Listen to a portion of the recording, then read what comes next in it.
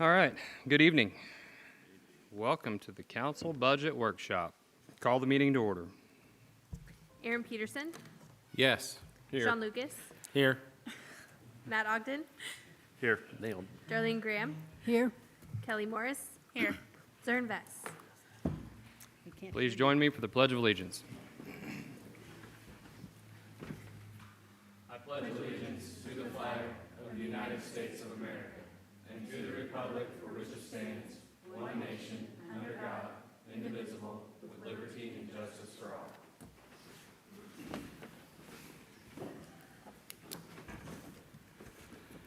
Sure, everyone is pretty pleased that Aaron is so quick to say yes tonight. What do you know? It's on my phone. All right. Well, who would like to start it off? Well, actually, let Jennifer started us off today with the budget workshop. I will just comment to the mayor and council that this is very preliminary. So what you're going to see tonight is a lot of the things that were requested, both with personnel and CIPs. They have not necessarily been approved in the budget yet.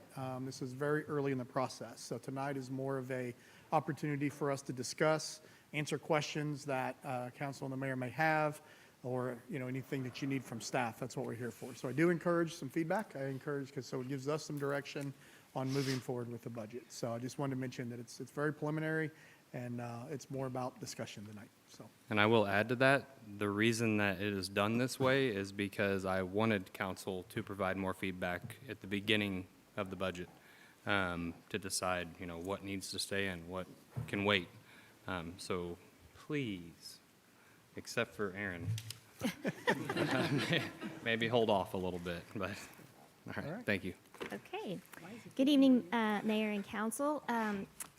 You have before you some print-offs. I know it's really tiny and hard to read, so I did email it to you. If you were able to access your email from your Surface Pro, you're welcome to pull it up and maybe see it a little bit better in that way. But as Jimmy said, this is just a extremely preliminary look at everything. I was still working on this up until about 4:30 this afternoon, so haven't had a whole lot of time to run through it and make sure everything is exactly how we want it. But that's good. We've got 3 more meetings after this one to nail things down. So we'll go ahead and get started. Is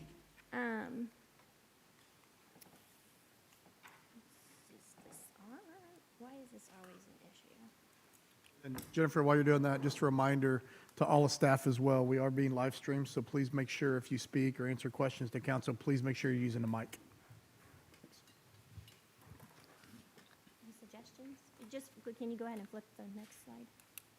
This is not a very long PowerPoint. Okay, here's the agenda. We're going to talk about revenues, sort of our thinking and our strategy as to what we've put in as revenues. We're going to talk about operational expense, just kind of compare where we're landing this year as compared to what we budgeted last year. We're going to have a discussion about personnel, and that is why you have 3 different scenarios in front of you. And we'll talk about the details of what that means. And then we'll go over capital improvement plans, and you can ask any questions of the department heads about their capital improvement plans. So with that, we'll go to, is it working now? Okay, let's talk about revenues. Just some noteworthy items for you to reflect on.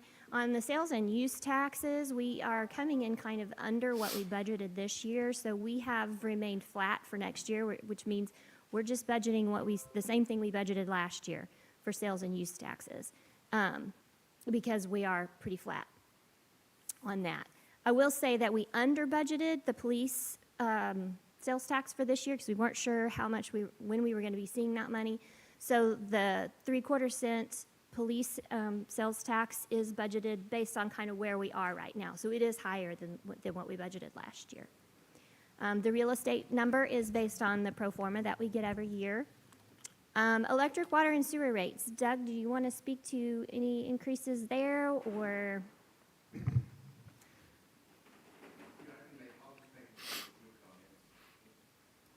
There, that's on. I'll make just a couple of quick comments. Some of these you know, we're making a best guess, obviously, of very similar to what we would do with sales tax or anything else. What I am seeing is we're seeing a little bit of an increase in energy cost on the raw energy cost this year over last year. I don't know that our fuel cost or our energy cost adjustment will go positive, so we're charging the customer more. I think it'll still stay on the negative side, but it will be less negative, if that makes any sense. The credit won't be as large. We do have, we are working on wastewater rates that we'll be bringing to you later. We will start seeing an increase in 2025. So that's really not, you know, we really didn't think about that much when we talked about this, and we'll have to get that. But we're still in the process of doing that right now. And once we get that study back, we'll have that. As far as water, we're in the middle of a rate, and so we'll see the monthly service charge go up just a little bit. But other than that, that's about all on the rates as far as the utilities go.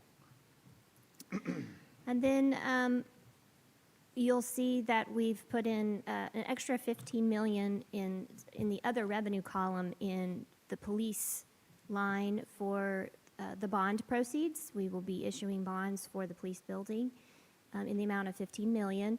So that is in there.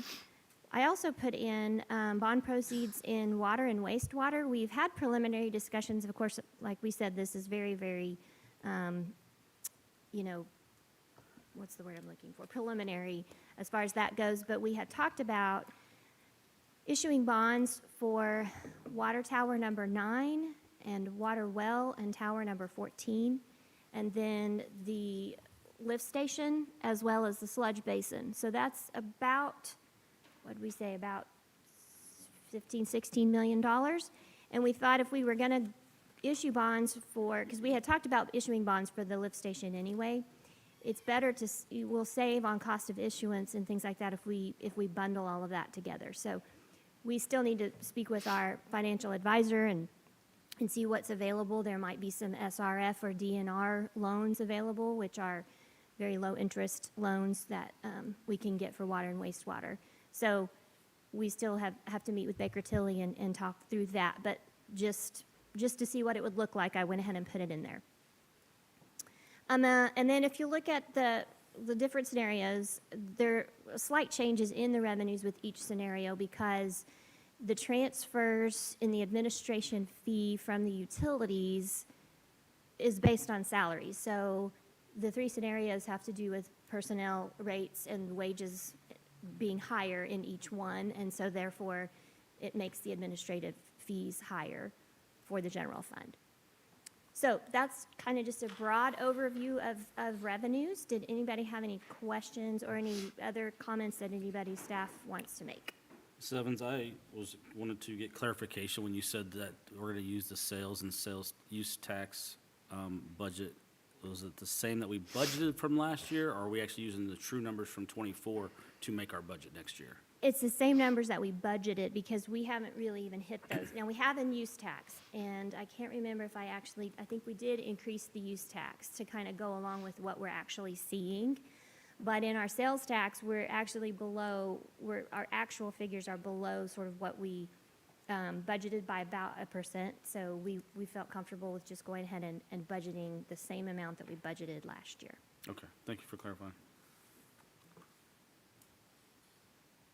Any other questions about revenues? And then I'll just comment on that as well. As Jennifer stated, we did budget a no increase, but I'll just make a comment that's pretty, we're seeing that across the region, I think, even not just the city of Nixa. So I don't think it's a Nixa-specific issue that we're dealing with. I think it's just a spending issue across the region and maybe even farther. But I think we're kind of seeing that trend elsewhere as well, so.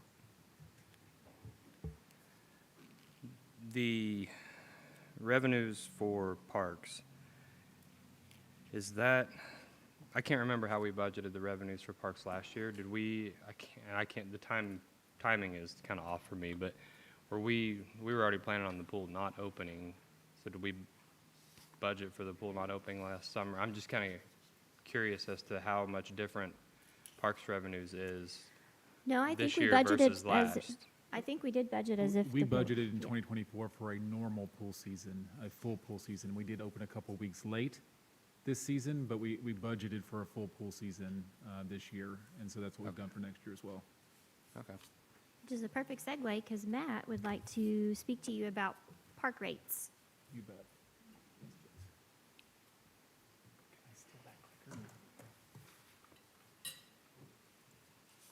So as summer, I've got a small PowerPoint for you guys, just to kind of show you some rates. If you've been following, November's election season will have an initiative for the raising of minimum wage to $15 an hour by the 2026 calendar year, which takes a $1.45 jump. Thank you, Summer. A $1.45 jump to $13.75 beginning January 1 of 2025. This is a very notable jump.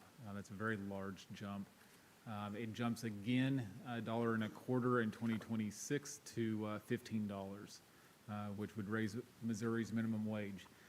Again, it is something we'll be voting on in November. They received enough signature votes to get that put to the Missouri ballot. We just don't know which way it's going to go. So we have budgeted as if this minimum wage increase does occur. Thinking that is probably the direction it will go. I don't know. But just watching that, so just wanted you guys to be aware of that. But what that does to us, it really shoves all of our programming out of whack in the sense of trying to cost recover what we are spending in programming and make the profits that we need to maintain the department. This slide shows you what our area rates are for youth sports programs, just to kind of give you an idea. The very bottom there is our current rates.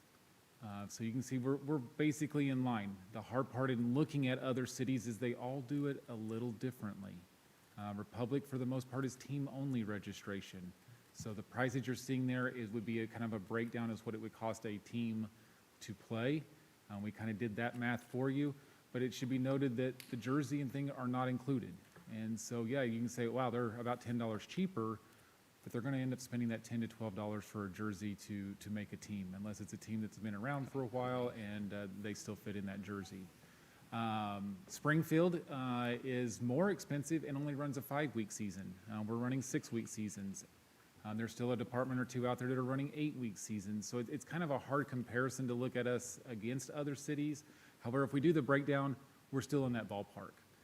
However, we are proposing a $2 increase to all of our youth sports and basically all of our programming to help compensate for that minimum wage increase that we would anticipate seeing in 2025.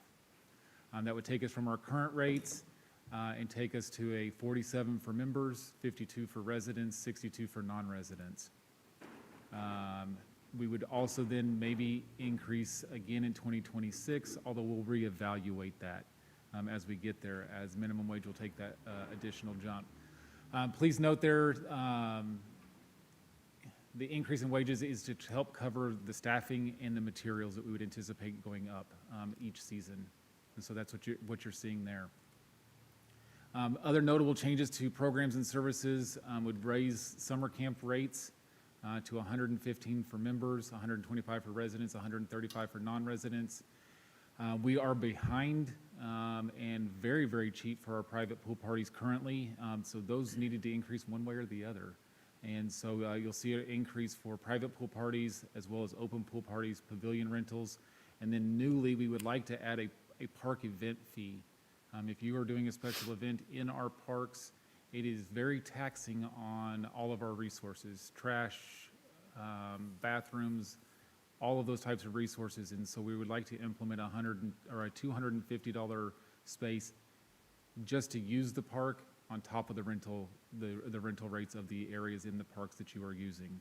So if you're using the soccer fields or things like that, it'd be $250 plus the soccer field rental rate. This will help compensate for those events. They're also very taxing on the parking and our members and our community that are there to use the park. So this will be something very new for us. is it possible to add that 250 fee just on top of the, where instead of having 2 fees listed, just say, what's the soccer field cost right now? 30 per hour. 30 per hour? I mean, could you just say it's 200, well, no. I don't know. That's how it would work. When it goes Right, per hour. it's right. per The- hour. Yeah. The idea was that if, Matt, you Yeah. needed to rent a soccer field for a soccer practice for, maybe one of your kids' teams, it was still affordable in order to be able to do that. However, you're probably just bringing in, 10, 15 kids and parents to do that. Some of the events that we are seeing, and there's just a few of them, disc golf tournaments, we've got an obstacle course that comes in every year, are bringing 400 or 500 people in. So when which you're all the saying, parking is when you're taken. talking about an event, you're not talking about a practice then? No. You're talking about a, Something that would require a full-blown- special event permit with us. Like a 5K They're gonna, yeah, Correct, correct. makes sense. Membership rates. And so again, we compared to our area gyms, mostly in the Parks and Rec sector. We did not necessarily get into the private sector, although that other gyms is some of our private sector gyms. And so you can see there's a wide range of cost for those. And then you can see our current rates. We would propose a $3 monthly increase or a $30 if you're paying in full increase to fitness memberships. This one is slightly important as we have to give our members notice.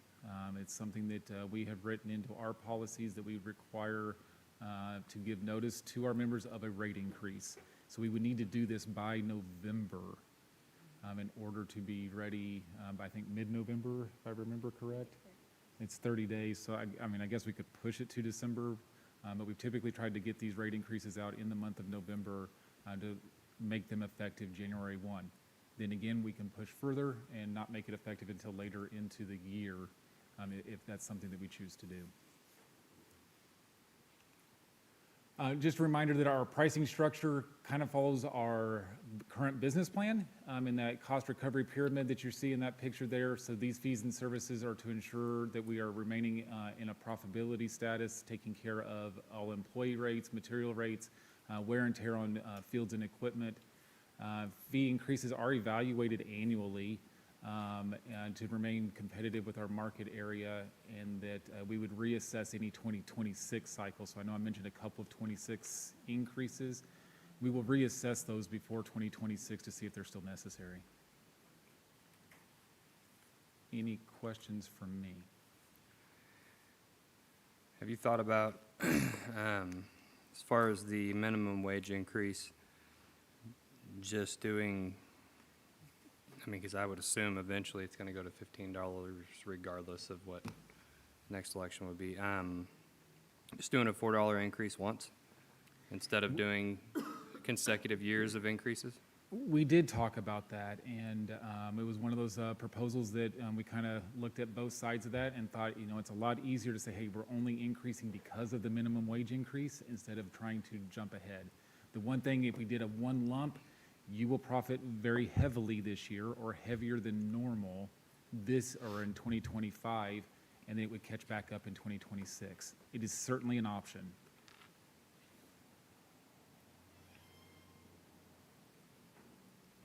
We thought it might be a better sell to our community that we're only raising rates due to the minimum wage increase. And I will point out that Matt did budget the revenue based on the 2% or the Yeah. $2. Yeah, revenues in the budget are with the Revenue and increases that I expense. just proposed. Their expenses also match that with the minimum wage increases. When was the last time we did a rate increase on the sport, just like rec sports? Programs? Yeah, programs, sorry. Sport programs, this year, 2024 was a new rate increase for us. Memberships hasn't been since 2019. Yeah, that's a good correction. 2019 for the 2020 cycle year. Oh, okay. So it went effect in January of 2020.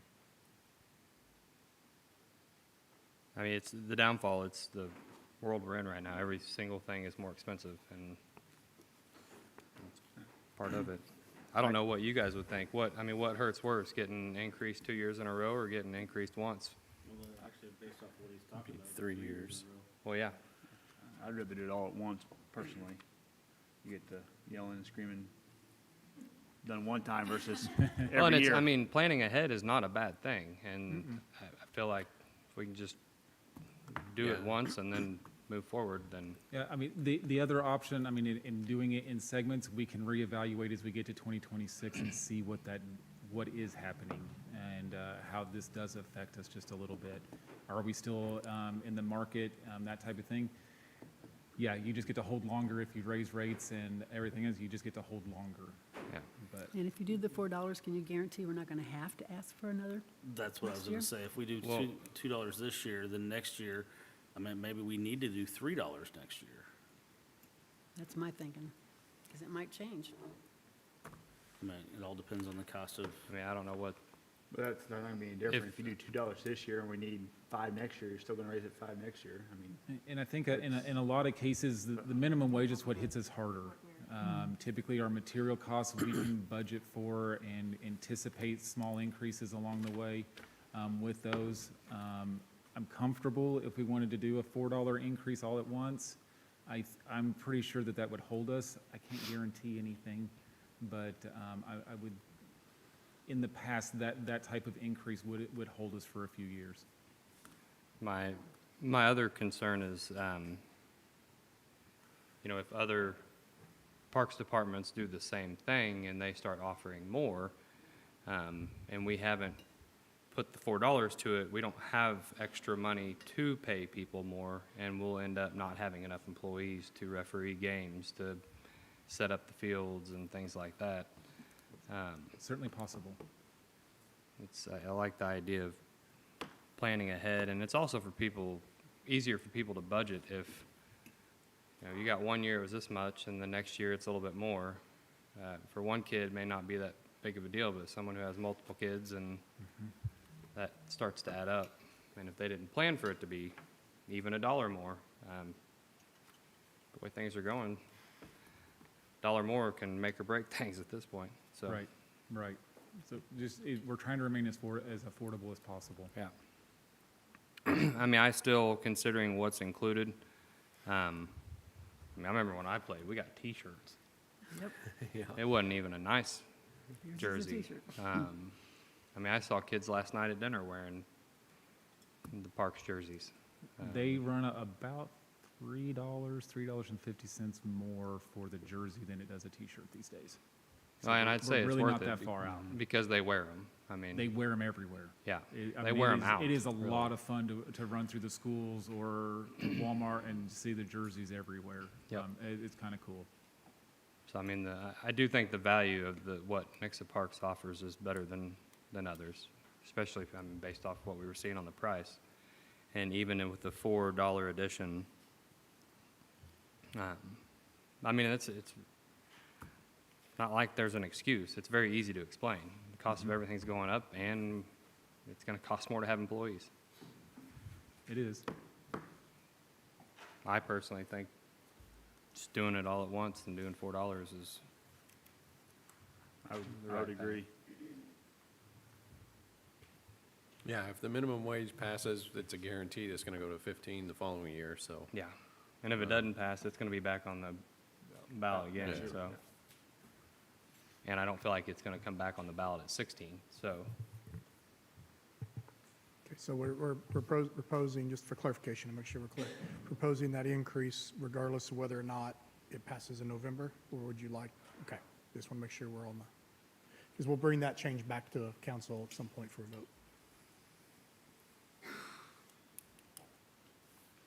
Well, I do know that, when we raised it just recently, a lot of that discussion was also looking at possibly getting rid of the jerseys and all of that stuff. And I'd rather just put it now to where it needs to be so it's sufficient and it'll work. And we're not having this conversation next year on, okay, well, everything else started costing more outside of employees getting paid more. Now we have to look at cutting jerseys or cutting other things. And we also have to look at other things outside of that as far as facilities and different things like that Yeah, that we're working on right now, so, okay. yeah. I agree. I'll rework our revenue numbers. Our expense numbers should stay the same, as there's no real difference in that, but I'll rework our revenue numbers. Okay. Thank you. Uh-huh. Now, do you guys have anything on anything else on that? On the,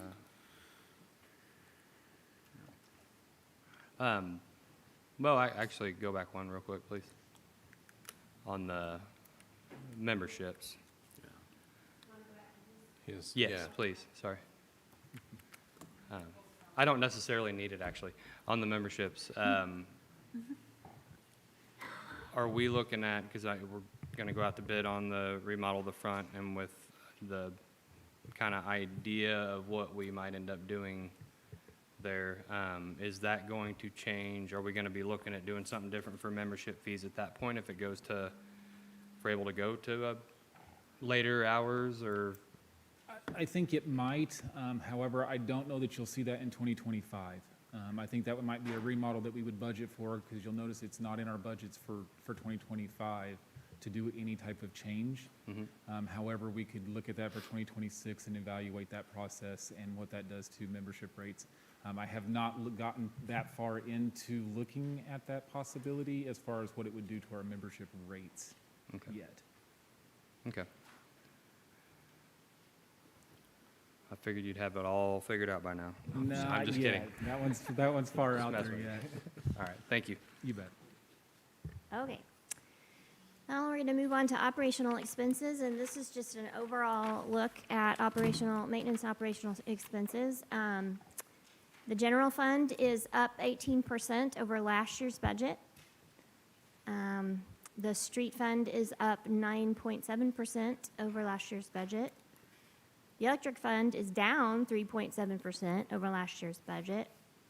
The water fund is up 2.8%, and the wastewater fund is down 12% over last year's budget.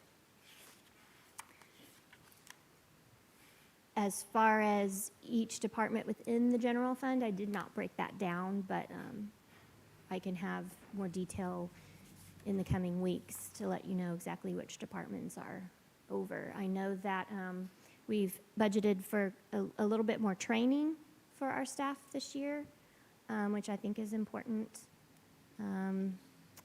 Anything else that anybody can think of that may be of note?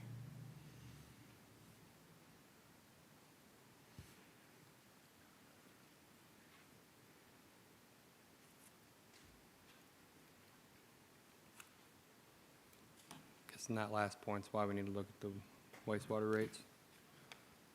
I'm sorry? So I'm guessing that last point is why we would need to look at the wastewater rates. Well, no. Does that have to do with the projects No, not that we did? necessarily. We didn't reduce expenses because the revenue was down. Some of that just has to do with, we had some expenses last year that we're not seeing coming this Oh, okay. next year. We've tightened up on a few things. Same way with electric last year. You know, we came back to you with budget amendments because we had to order all these transformers. And so we went back, and Chris and Travis and Brian, they did some spreadsheets and really narrowed in and focused real close on what was coming and that type of thing. And so they were able to actually bring down some of their line items as well. The water fund, it's only up 2.8, which is almost a negative in our world. So, but it's very similar. Last year in the water fund, we had it a little higher, thinking that we were going to have some more repair expense up north. And we didn't have as much as we thought we were going to. So we've been able to bring those numbers back down and tighten that up a little bit too. I know this is probably hard to guess on, but has there continued to be increases in, well, the cost of transformers, everything else? Everything. Is it continuing to go up and probably just going to keep going? Yeah, that's what you're going to see when we talk about CIPs. Some of these projects that we told you guys are a certain number last year and they're doubled or more this year, it's material cost. We're looking at the well that we're doing design on right now is twice what we had originally thought it was going to be, and it's all material cost. So, been in talking with the vendors and some of our suppliers, and yeah, the materials have just gone crazy. so.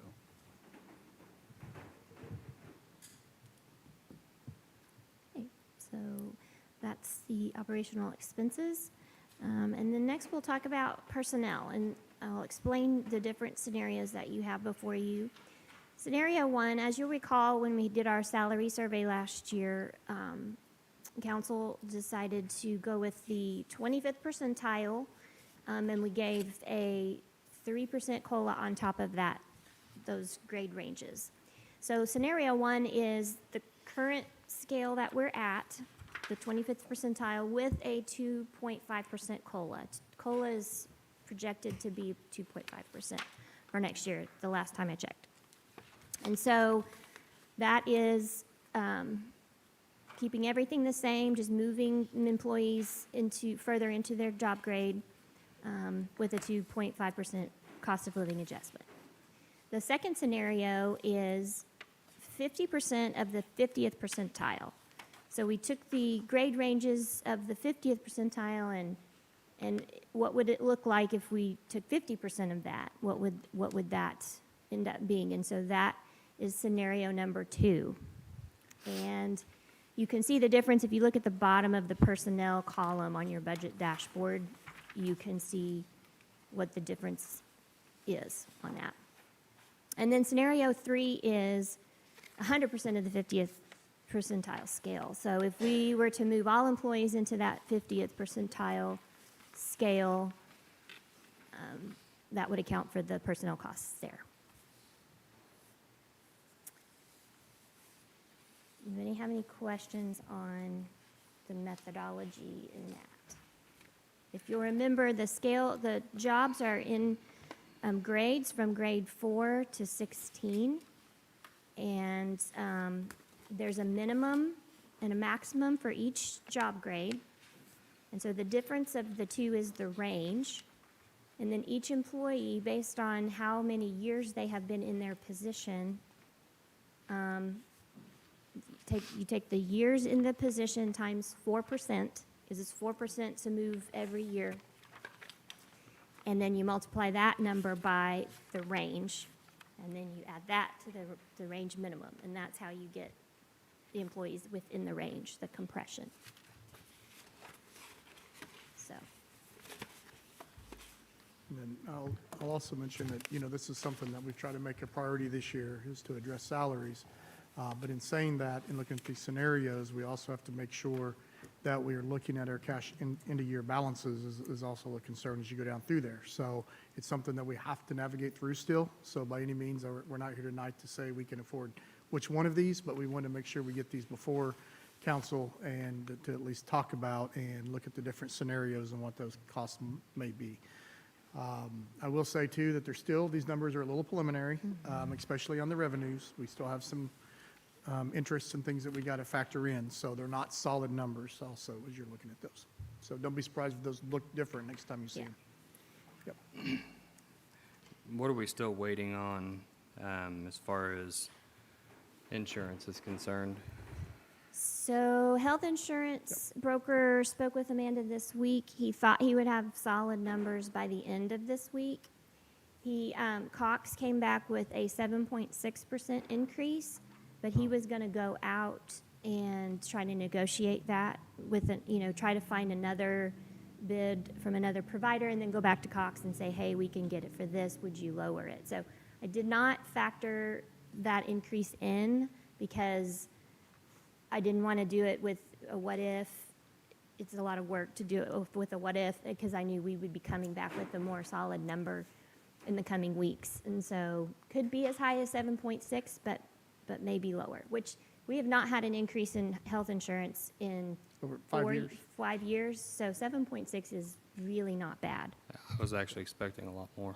Yeah, I was actually expecting double digits. Yep. And our broker even commented last year that having 5 years in a row is absolutely unheard of. So Yep. I'm very pleased with what we've been able to do and what the broker's done for us so far. I'm hoping he can pull some magic again, but we'll see. Yeah. So, yeah, I think at the worst, it'll be 7.6% increase in health insurance benefits. How do we But get it? we are locked in a contract for the vision and dental, so that won't be changing. Right. Did we ever and- get a final on the other insurance? We have not. Our property insurance is quoted to be, Becca, help me again. 20 to 25% 20 increase. to 25%. So they're quoting minimum of 20% increase, potentially up to 25%, but we are going out for bid.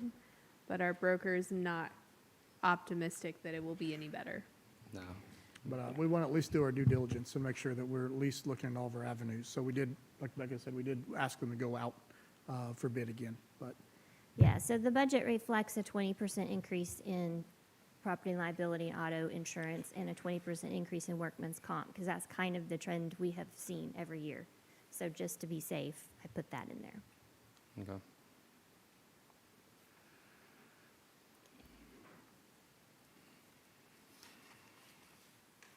Any other questions on that?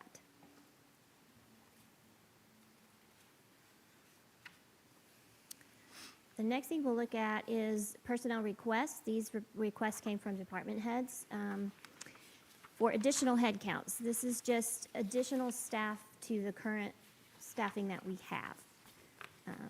So communications is asked for a part-time person, and the numbers that are associated with it are just kind of, we haven't really talked about salary. I just sort of looked to see what our current wages were for these type of positions, and then it includes FICA and loggers and insurance and things like that. So these, again, are preliminary numbers.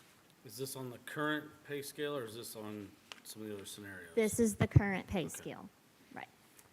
And so, I don't know, Summer, would you like to explain what it is that you were after with the part-time person for communications? Sure. As you guys know, this year before I got here, they went through a process to get 10 vendors on contract to do graphic design, videography, and photography. Like I said, I was not part of that process. I did not get to vet the vendors. Since I've gotten here, we've actually struggled to get most of them who are awarded bids to sign their contracts, get the proper insurance. The few, I think there's 3 I've been able to speak with in the videographer, photographer category. This is not their main, job. They have lots of different jobs, lots of different bids. One I talked to is not available to even start doing something until November. One couldn't even meet with me to talk about things for a month.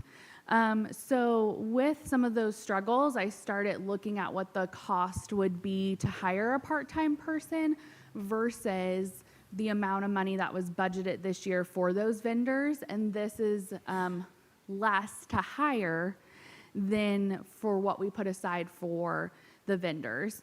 Also, if you look at the trends in the industry, I think it's important to have this role because just from the few trainings I've gone to, video is what builds trust. And as a city, as a community, as elected officials, it's really important to have that. This would also give me creative control. If I don't like something, I can coach this person instead of us just getting stuck with the product that they do, which I've already kind of been in that position. There is plenty of work that I could fill for this part-time person. And then, we can just guarantee that we really have what we need. I know there's some big priorities out there. PD wants a recruitment video. We want to get great video of our events. And just even daily updates on things that we do. We don't tell our story enough as a city, and this would really help us to push that to the next level. So what I hear is the requirement is going to be someone that can do videography and photography, right? Sorry, I didn't hear the first part. So what I understand is that the person you'd want to hire in this position would have to be able to be a videographer and a photographer. Yes, and most of the ones that we have on contract, you do both. You normally learn like photography first, and then you do video.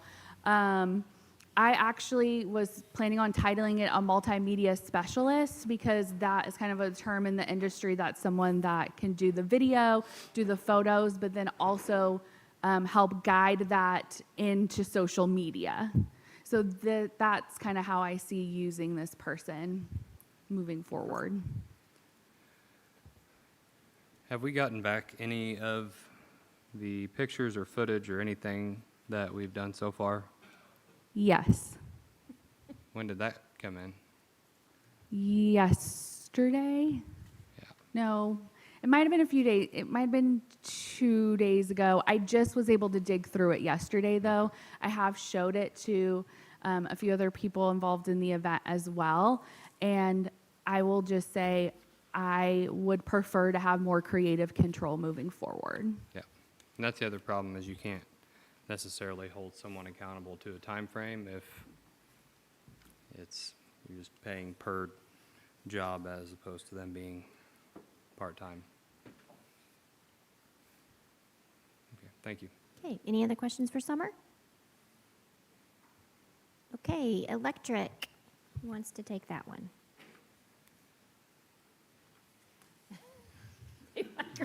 Need one, thank you. Yeah, we're asking for 2 full-time journeymen. That could, we prefer journeyman, but we could definitely lower the cost if we go with some apprentice. Our deal is just like everyone else in the room. The city's grown for every year. It's been 7, 8, 10 years. We've had this same size of crew, and our guys, I mean, we need extra help. Also, the last 2 years, we've had groundmen. We have not filled those, and we're trying to replace our groundmen with linemen. So we will not, if you let us have 2 linemen, we will not fill for sure our groundman situation. And also, another reasoning is we have 3 or 4 guys that are getting up there, and with our great benefits, they get a lot of vacation, and they use it. And so a lot of times, we're always a man or 2 down. Doug's sitting right there, so we shouldn't talk about him when he's in the room. As I've heard Christina say more than once, the longer you're here, the more we pay you to be gone.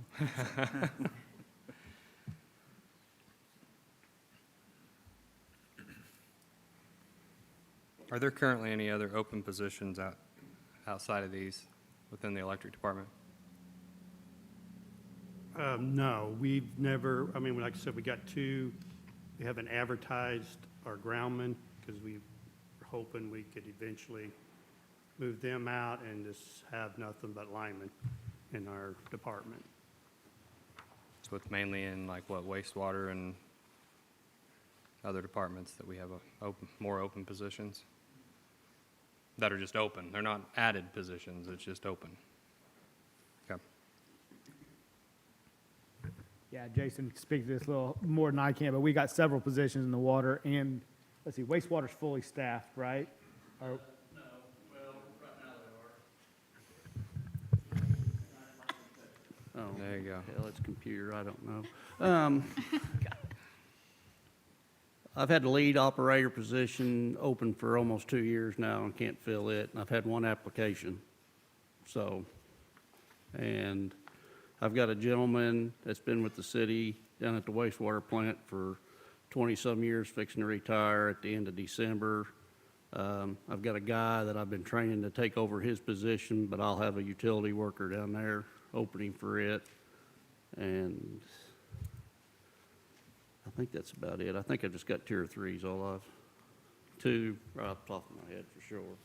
But So let's look at that just a little bit more while we're on the subject. I mean, I know what it is, and obviously it's pay. So and I don't know if this is something that anyone has had the chance to look at, but if you look at the different scenarios, 1, 2, and 3, would scenario 2 solve some of the issues with the hiring as far as pay scale and? not on the water side, and wastewater side it won't. Because my guys are leaving. I had a guy, the lead that left here, he went to city utilities for a basically a $10 an hour jump in pay. And when you've got, and it's not so much, on my end of it, it is not so much the surrounding cities that we're concerned about. It's Liberty Utilities now that's in the water business. I've got several guys that I know that their starting pay up there is $25, $26 an hour. Branson, they start all their water utility guys out at $21, $22 an hour. Mid-America Water, they're $25, $26 an hour. And city utilities, I mean, just someone straight off the street, no water experience, no wastewater experience, they're $25, $26 an hour too. That's who we're losing our guys to. It's not Ozark, it's not Republic, it's not Clever, or it's these private companies we're losing ours to. This is what's frustrating, is this is the same conversation we had about the police department starting, I think, 2 years ago, where, you know, just throwing out a round number there, say it's an $80,000 a year employee. It's not just the $80,000. You have all the training that's invested in them, because these people are specialized in certain things, and not necessarily just a system, but our system. And when it's someone that you can call at 2 o'clock in the morning because something's not working, and they can pretty much off the top of your head, or top of their head, tell you probably exactly where the issue's at and save about an hour and a half, 2 hours. That's what frustrates me to lose, losing so much knowledge. And I feel like that's something that, with it being its own entity per se, I feel like that's something that needs to be addressed separately outside of the entire organization. Own revenue source, pretty much It's something that separate we've talked business. about in great detail internally as Yes. well. And I agree, we need to look at addressing those in some manner. It is a little more complicated than that because of the way the salaries actually work, and Yep. we got admin fees and stuff that gets transferred over. So it's a little more complicated that we have to kind of work through that, but I completely hear you, and we have been trying to look at that internally to see what can be done. Yeah. It's a very unique situation. Yeah. And honestly, we face that in multiple departments. You know, wastewater is a big one. We really struggle, amongst other departments too. Street department's a huge struggle for the streets as well. You know, we're losing people to go in other cities smaller than us for $5 more an hour for the same job, you know. Yep. So, and unfortunately, we got limited revenues in those other funds. So it's like, how do we address all those? But, and I say that completely understanding where you're coming from, Mayor, and totally agree that we have to figure out something. And there is maybe a possibility there because they do have their own set of revenues. Yep. And it's the citizens don't notice it until they notice it. And that's when we get 5 inches of snow and we don't have any room to run snowplows. And that's when it looks like, you know, what is the mayor and council doing? Why do we not have employees to do this? So yeah, I would definitely like to. Good thing is it's October 1st, so we got plenty of time to look at it. That's exactly why we're here, to have these discussions. Thank you. Okay, the next one is police, and we have a request for 7 full-time police officers. Chief? Mayor, Council, the request that you see tonight is just merely, it's a reflection of the 11 officers that we have been talking about since we went out for the sales tax. We've done a little bit of work on that, you know. We've had 2 mid-year additions of 2 officers each, so we have added 4 of those 11 officers, or the positions at least. And what you're seeing merely is the balance of that as being 7. I feel like it's important to request the number of officers that I need and work from there. So that's why you're seeing 7 full-time police officers for next year's budget. Certainly, we understand that that's a big number, and it is a heavy lift to fill those positions. Right now, we're down 2 positions. We have a couple people that are in the pipeline, so there is a chance that we would get fully staffed. But in my world, it's recruitment's one thing and retention's another thing. So it's ebb and flow, but it is nice to know that when we do have the allocated positions, when the qualified candidate does come knocking on the door, we have the ability to make that job offer. So I feel like it's important to make sure that we allocate the money for those positions, so when the right candidate does come along, we can certainly extend those offers and start working toward getting those 11 police officers that we needed back several years ago. Any questions? How is this looking from a revenue standpoint with the law enforcement tax? And I know we don't know what the exact payment's going to be on a bond to build the new PD. So what does that look like? Yeah, so we actually had our finance meeting today with our financial advisors, so we're working through those scenarios. The payments are anticipated to be a little higher than we originally expected. Obviously, interest rates are up, and a lot of factors go into that in the last 2 or 3 years since we originally ran our numbers. So it is, the bond payments are going to be slightly higher, but, you know, I can tell you, they're estimating around 1.25, but again, that could change. 1.25 million a year would be the bond payments. We were hoping for $1 million or under, so it's a little higher than we anticipated. You know, I think too, the other thing is, of course, salaries increase every year, you know, as well. So the cost of officers was anticipated to be around or just under $1 million. I think that's going to be a little potentially higher now when you add the 7 plus the ones we've already added. So I can tell you, if it helps, that when you look at the budgets, especially on the expenditures for tonight's budget, the expenditures do include, especially for the police department, the equipment necessary and training necessary and those things for all 7 officers. But the numbers you see on the dashboard do not include any of those 7 officers yet. So whenever you look at the expenditures and personnel costs here, just keep that in mind, that is not factored in yet. None of these positions actually are factored in yet to the overall dashboard. So I don't know if that helps or hurts. Yeah. And I mean, I do understand also that this doesn't mean, it wouldn't mean that January 2nd, we'd have 7 new Right. officers I mean, and all taking Be on all hard the to- payroll and everything, so. Yeah. Okay, thank you. Any other questions? Sorry, I haven't asked that yet tonight. I probably should. Anybody got any questions? All right, cool. Thank you. Okay, the next one we have is Human Resources. There's been a request for 1 full-time administrative person. Amanda? Let's start with numbers. So I took over this position in 2017, and I was a department of 1 for about a year to a year and a half. And since that time, I have been a department of 1 to 2 since then, and everything has been manageable. The last few years, though, it has not been manageable, and it's been very overwhelming. And so I'm asking for a full-time person to help with that. And so we're going to go over some numbers. This year alone, from January 1st to 9/30, we have had 140 interviews. And if you break that down to an hour apiece, that is 3.5 weeks that we have spent in interviews, okay? That's 30 full-time new hires and 23 full-time people that have left this year. And we are not complete yet. It's a lot of paperwork. It's a lot of going and doing and being where we're needed. And to split that between 2 people, that's a lot. In the summer months, we go to parks every Wednesday and do orientation for the part-time kids. That's at least an hour every Wednesday for about 4 months, okay? And so that takes out of our time. We have payroll, we have all of that. Not only that, but we have complaints, and we have things that we have to do for our employees. We have open enrollment, and we have all of that. In 2022, I'll give you these numbers. In 2022, we hired 20 people.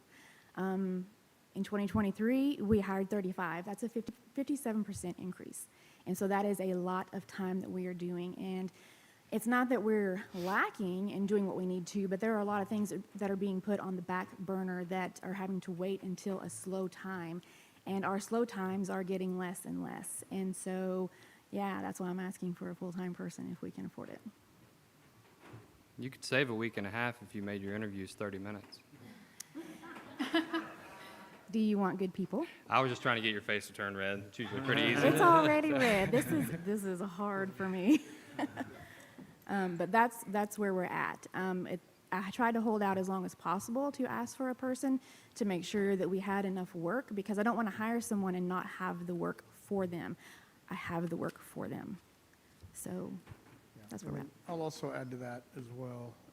We are currently going through a full personnel handbook review and update. We've been working on it for quite some time, quite the undertaking, by the way.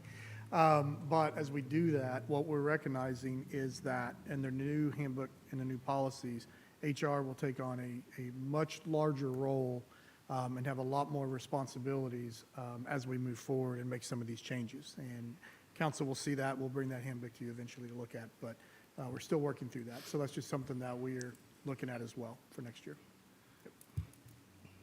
So I know you've talked with other city managers, and I would assume that you've probably talked to other people in your prospective industry. I know that I think Ozark did it too, but has the thought of outsourcing some of the HR duties been an option, or is it not? I mean, because a lot of times it's not really financially feasible, depending on what. Well, and that's what I've come across. I haven't spoken to anyone necessarily about that, but if you want to go with a third party, it's going to cost money. And so outsourcing some of that, yes, we could do that, but could I hire a full-time person for cheaper than that? Probably.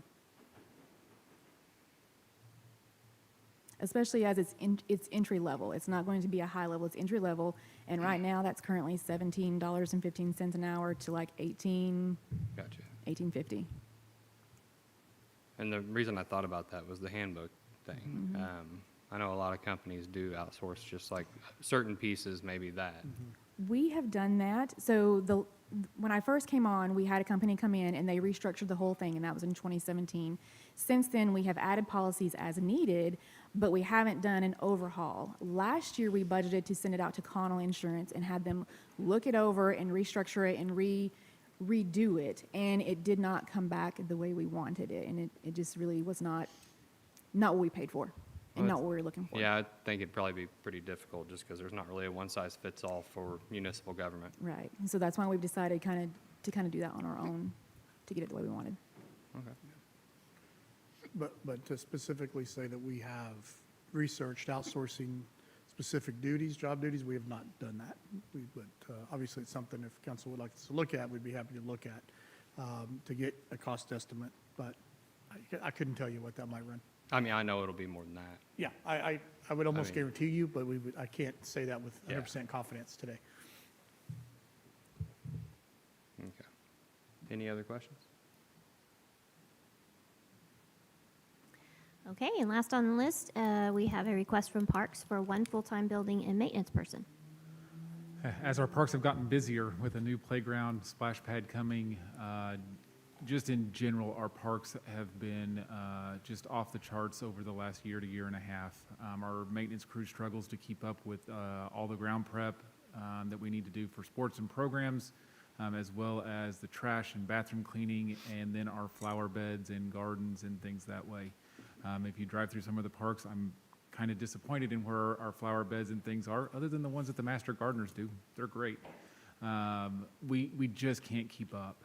Our fall and winter will be spent in the flower gardens, getting those back up to speed, as we aren't able to do much with them during the growing season.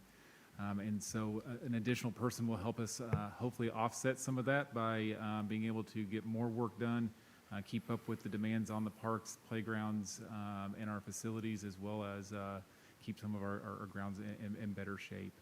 And so that's why we're asking for another full-time building and grounds maintenance person.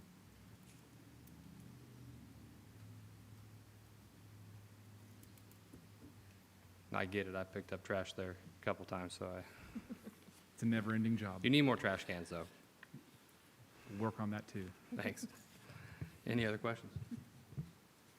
And I'll just add again, you'll see in the CIP tonight for discussion that there's a possibility of requesting for some additional monies for Oath Century Family Park. So that's also going to put on an additional burden on the building maintenance. So it's something we're going to have to look at as we continue through this as well. Gotcha. Thank you. Okay, I think that wraps up personnel. So I just want to kind of be clear on this. I added that up. By adding these positions here, it would add $886,543 to our personnel budget. And that's just on scenario one, correct? Yes. Okay.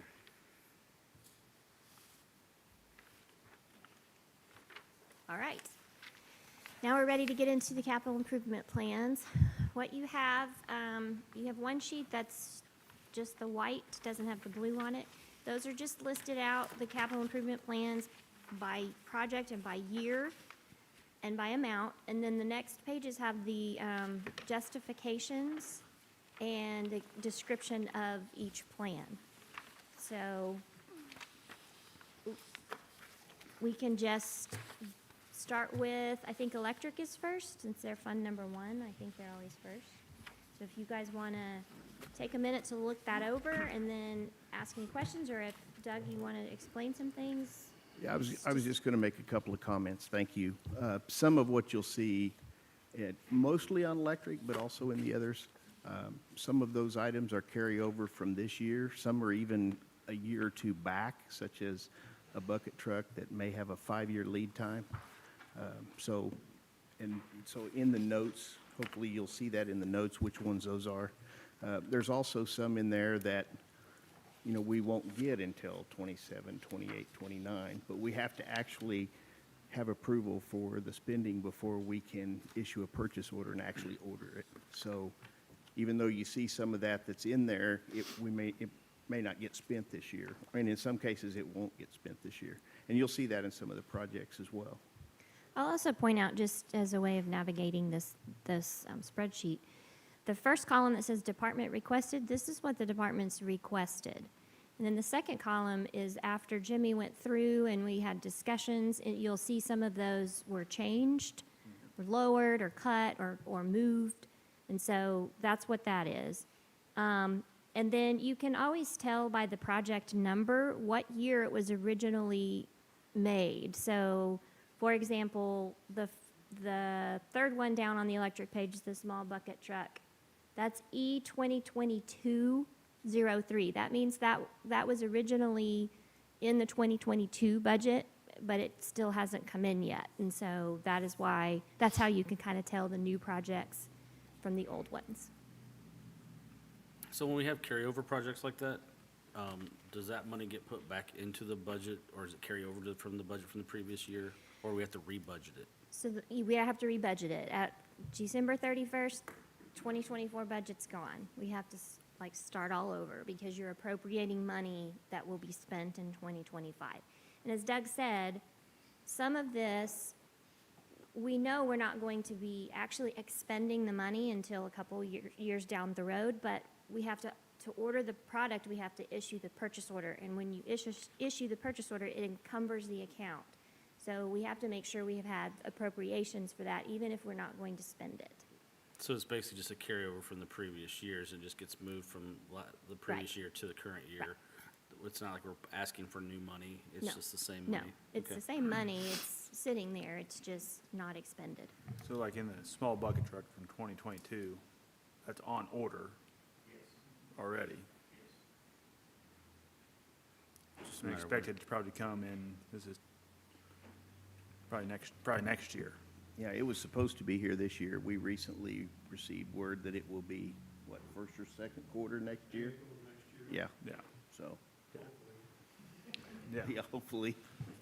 And I also tell department heads it's better to be safe than sorry. If they think something's gonna come in maybe in December of this year, we wanna go ahead and budget for it, because if it doesn't, then we have to come to you for a budget amendment. So we try to be proactive and say, well, we may get this whatever in December, but, we may not pay the bill till January. So I try to make sure that we have money in the budget for those sort of borderline rollovers. Do I need to give Neil a nudge when I see him in a couple weeks on the truck? Say, come on, Neil, let's go. That long, it'd be more of a kick. I wouldn't worry about a nudge.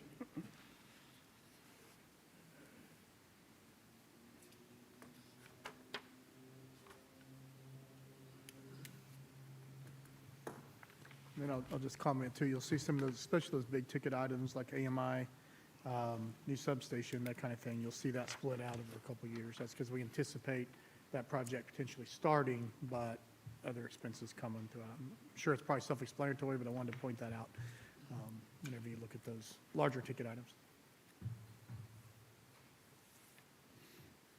Like over 10,000 meters, probably take a little bit of time.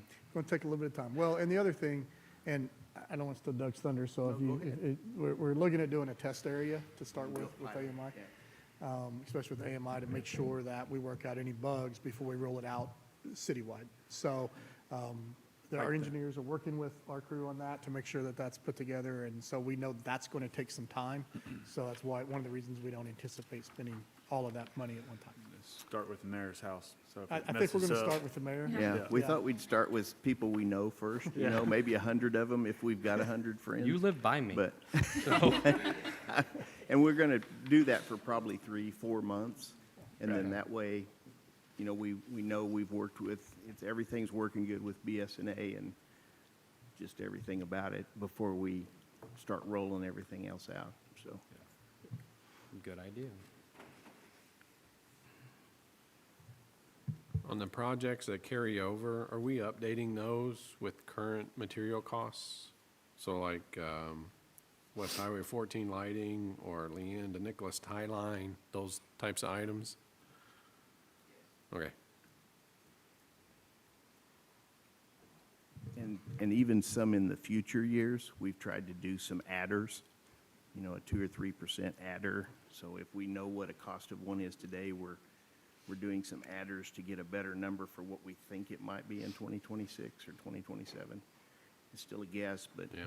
we're, Like the Leanne to Nicholas tie line, you know, it was in 21.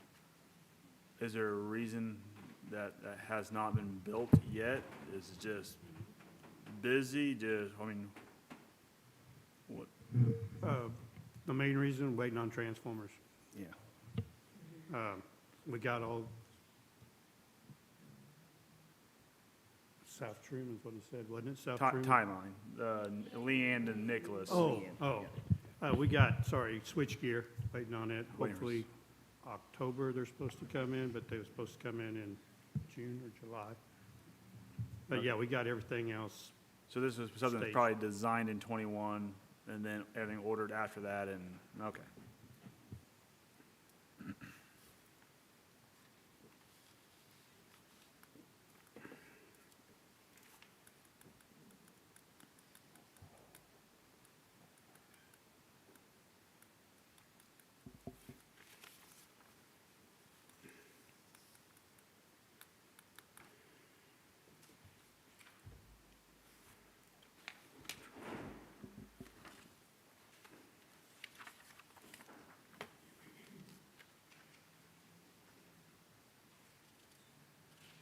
So the new substation,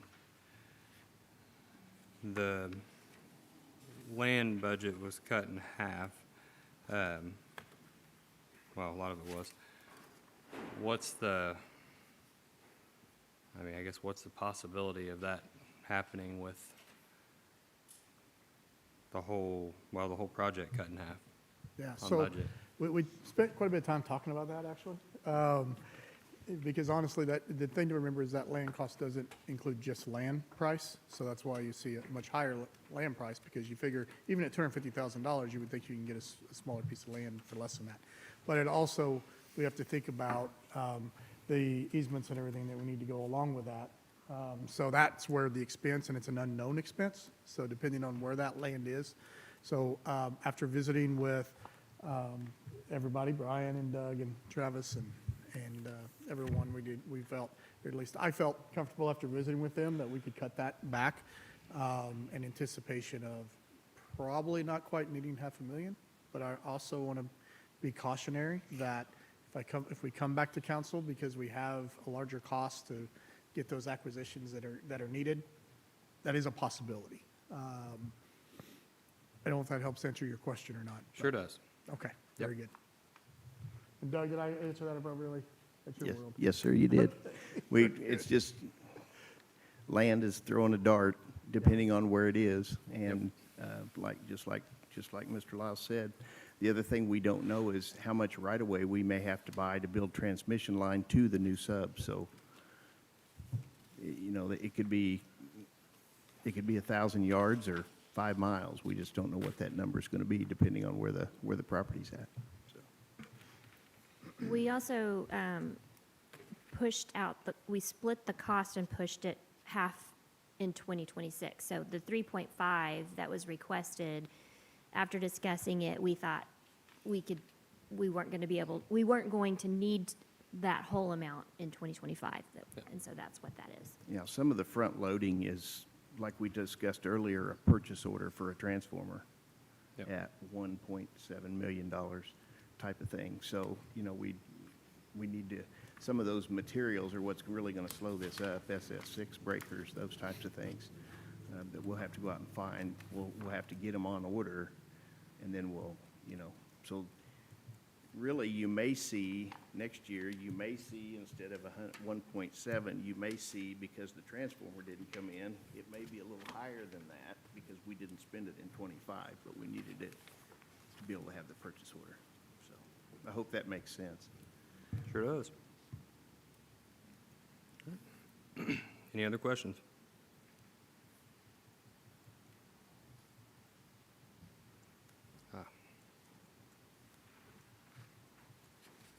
Okay, if that's it for electric, we'll move on to water. Hey, before we move on to water, and speaking of water, Take a break. let's take a little recess, maybe Okay. about 10 minutes.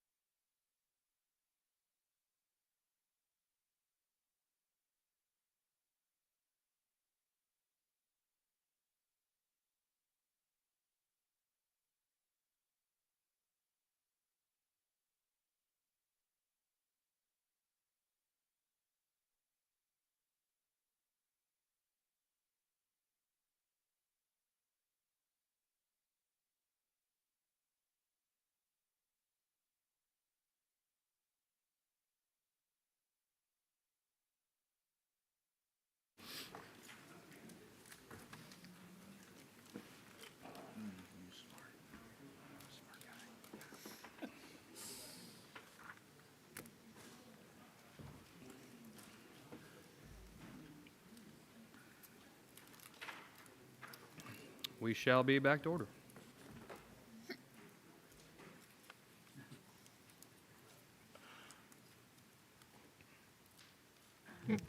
Okay, we are on water. So take it away, water.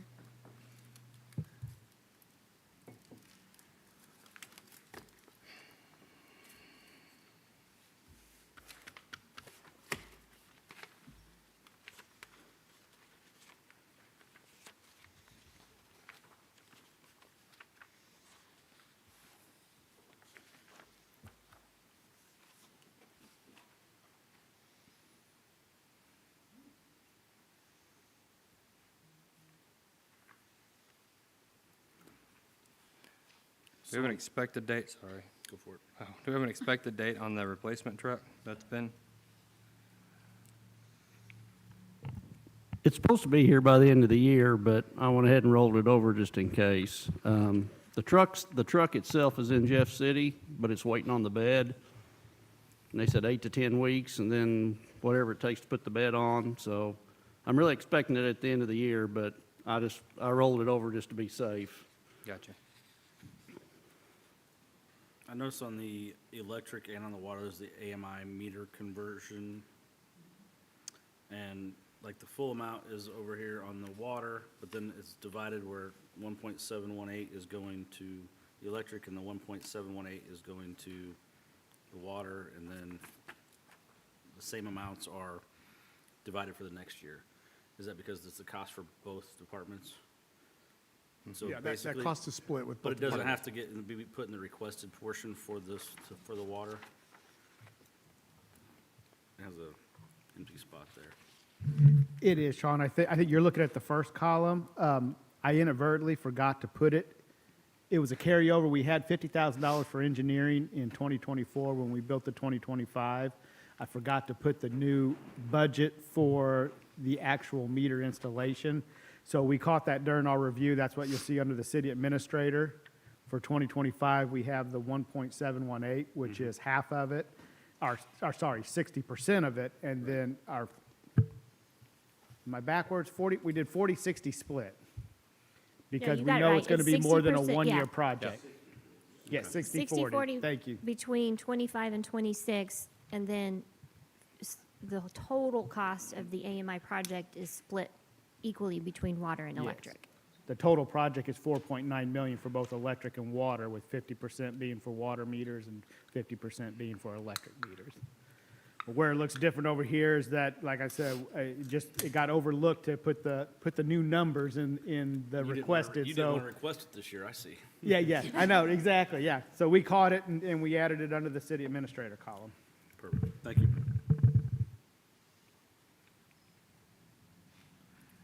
You might have already told me this. What's the location of the bulk fill water station? It'll be up there on the RDE system, up there on Ashley Drive where the well is right now. Oh, okay. The only reason that we haven't built it yet is because that's where we're gonna build the new water tower, and we're waiting for the tower to be built, and then we'll decide where we're gonna put the bulk station after the tower's in there. Makes sense. I will say, I drive by the current one we have. It's used quite a bit. I think that's been a very good project that we've Yeah, done. it's averaging 30 to 40,000 gallons a month. So it's been an asset for us, other than giving the bulk, when like we used to do is give the hydrant meters out and they'd get $1,000 to rent them out, but then they would just take them and they would never bring them back. So, I mean, we got to keep the deposit, but yeah, then we had to go out and buy new meters, so it was just a vicious cycle.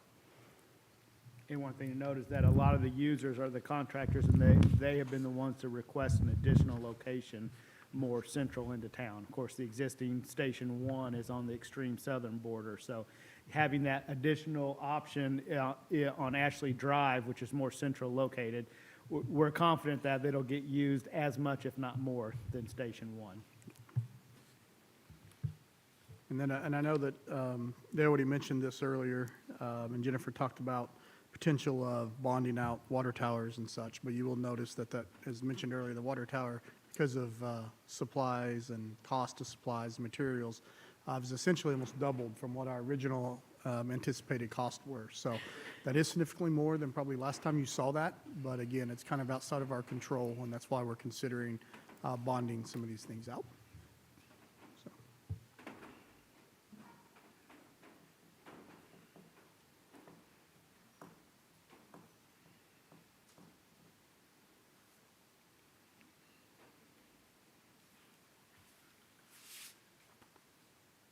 And if you already answered this, I apologize. Did you get, when you met with the financial advisors, did you get an estimate on the monthly bond for these? We have not yet, because we just actually sprung it on them today. So, and our meeting today was actually supposed to be about the police department bond. So we did spring it on them today. We're going to set up a follow-up meeting with Baker Tilly, which is our financial advisors, to start running these numbers. They can run us an estimated schedule, a payment schedule. So we should have that. Actually, we could probably get that really quickly. They're pretty good about that.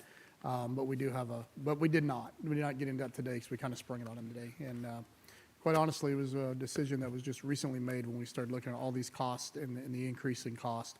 And just the availability to pay cash just wasn't there anymore. So we're kind of put in a position that if again, I'm always an advocate of future infrastructure needs, and I think this is huge for that. And I think we need to make sure we're getting ahead of the curve. And so, again, I highly recommend we move forward, but we'll get those estimated costs for you. I feel like that would probably change our scenarios considerably. Yeah, it could change those. A little bit at least. Yeah, it could change those. Again, I don't know what those payments would be, but again, some of those will be in water, some will be wastewater. And so, but we'll get that breakdown for you. Okay, perfect. Thank you. Is Tower 9 the one out by Tuscany Hills? No, Tower 9's the new one out Ashley that we're building. Oh, okay. I was trying to think of Ashley Drive. It's just north of Walmart. North of Walmart, Yeah. Okay. industrial Okay, area, I'm with over off you. Tractor.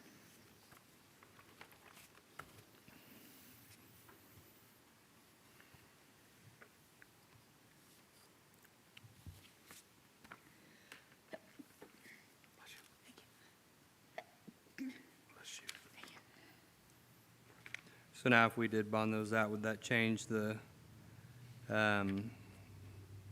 date of well and probably tower 14? Because it's looking like on, Yeah, I didn't 2028. move those numbers over, but yes, it would basically offset. I mean, if we get the revenue from the bond proceeds, then it would, cost of the project would offset. So, but I didn't move the numbers of the well 14.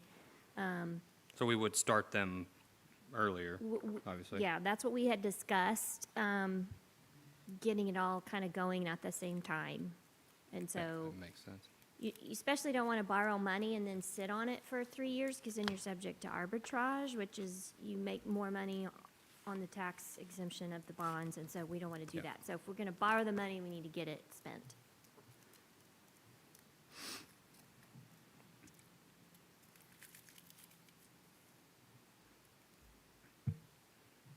And the one kiosk, that's the one here at City Hall, right? Yes. We haven't solidified any other locations or anything. We have not for this next year.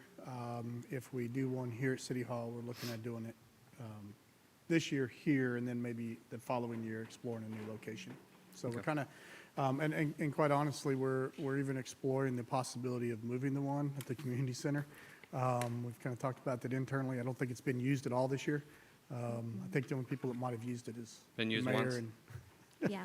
And then we did a test Oh, run you with did it once. $5 bill. yeah, and I think that's really all it's been used. So we would like to may look in the future of moving that to a more useful location.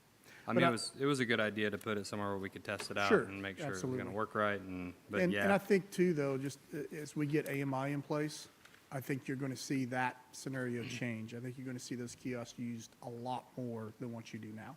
yeah, once and I you get that also in place. think having it in an indoor location that has certain business hours and closes might not be the best, Yeah, yep, especially with AMI. Yep. Someone wants to get their absolutely. So, utilities turned back on. That would, Yes. Yep. doesn't really help if the place is closed. But I agree with you. It's a great test location, and, Yep. but we're going to look at other options in the future. Okay. Okay.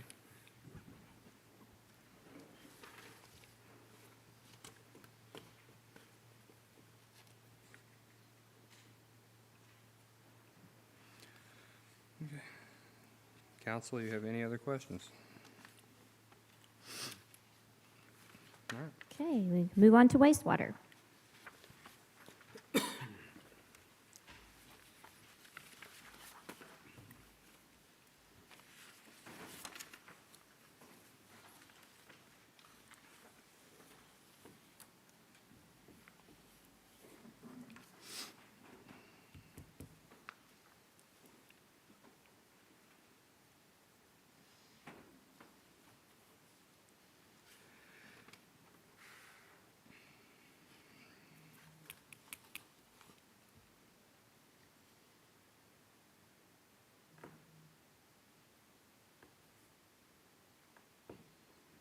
One thing to note on the cover page, if you're looking at just the white sheet, the limb drop-off site we moved it to the operational budget because it's below the threshold for a capital item for that category.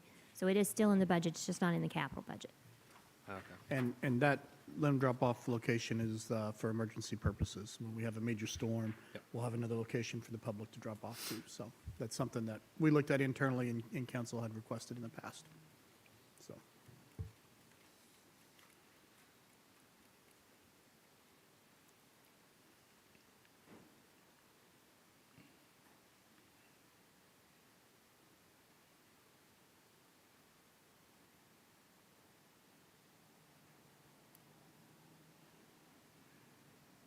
So the Tuscany generator and the UV system, if I remember correctly, weren't both of those pretty kind of more high priority, time sensitive items? What's the status on that?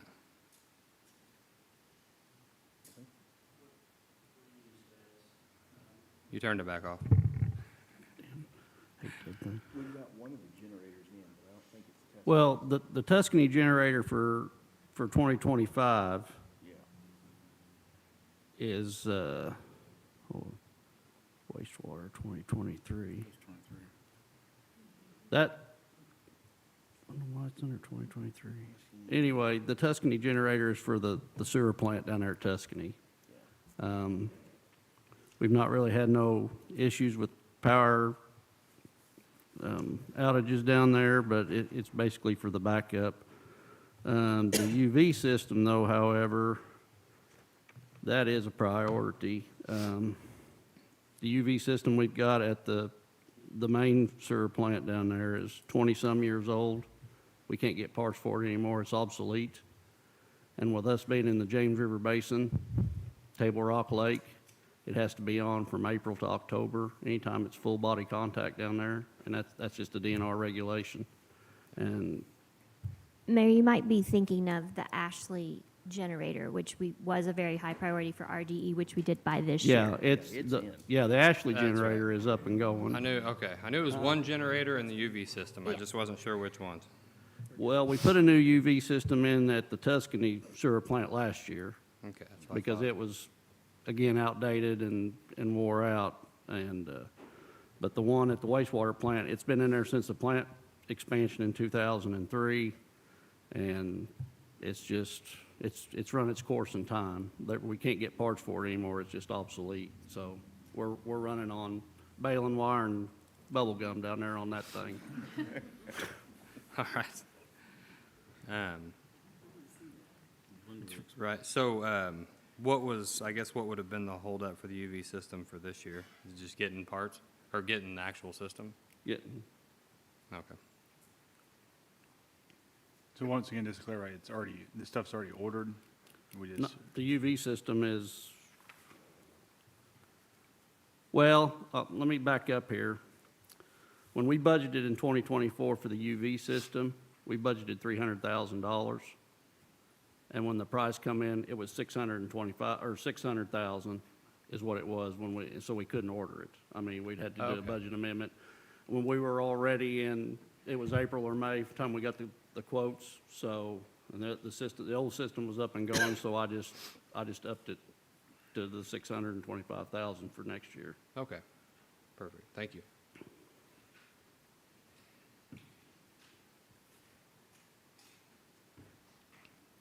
And we just haven't received the Tuscany generator yet. The Tuscany generator is on order, but we haven't received it yet. Yes.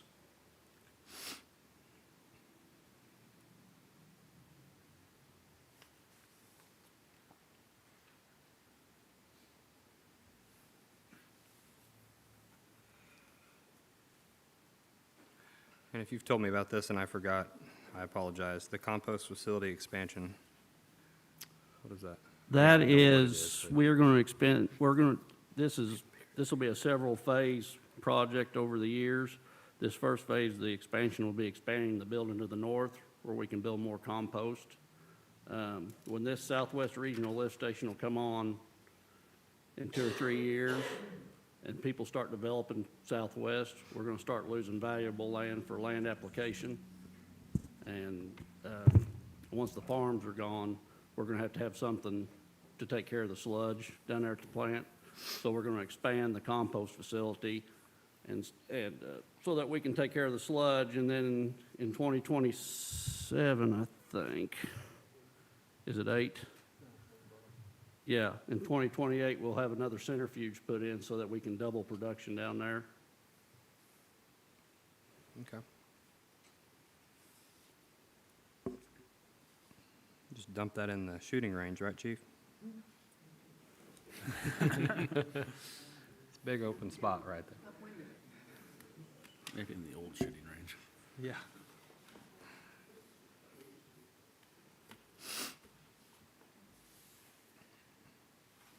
Okay. Any other questions? Sounds great. Let's move on to administration.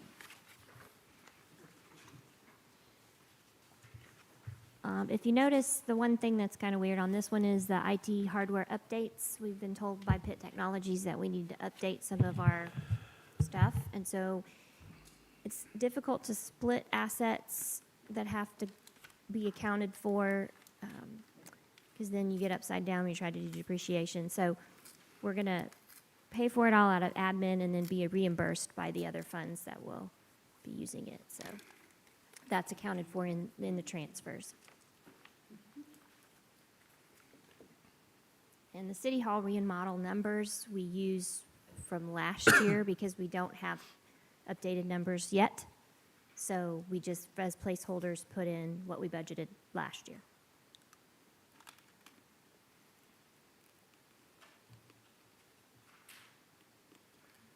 And Mr. Lyles, the City Hall remodel and the IT hardware updates, those are both fairly contingent on multiple things right now, Yes, correct? absolutely. The City Hall remodel, we still have a lot of decisions to make. We don't really know those costs yet. When they come in, we're going to evaluate that, the overall cost, and try to get an idea of what we can afford, what we can't afford, and that kind of thing. I can tell you that preliminarily, we did get cost estimates for just the parking lot today was almost $500,000. So, and that is something we did not budget for with the City Hall remodel. So we will see. There's a long ways to go still yet to figure out what can and can't be afforded. I will also say with the IT stuff, we are still working through some things. We're going to put those numbers in there for now until we get an evaluation done. And we are considering, and I probably should have mentioned this early on in the personnel section, but we're still leaving on the table the possibility of hiring internal IT person if needed for next year. So we don't have those numbers yet. We don't know where we set yet. We got to visit with IT company and as we move forward. So yeah, there's still a lot of unknowns in that area. So but we'll definitely keep you posted. And then, if you don't mind, I'll also mention the utility billing.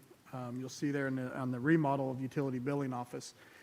I know originally, whenever we were going to build the police department here in the current governmental complex, the idea was to demolish the utility building, it's hard to say, to make room for additional parking for the new police department. Now that we're moving that police department to a new location, I did have the utility building evaluated, and it's actually in pretty good shape.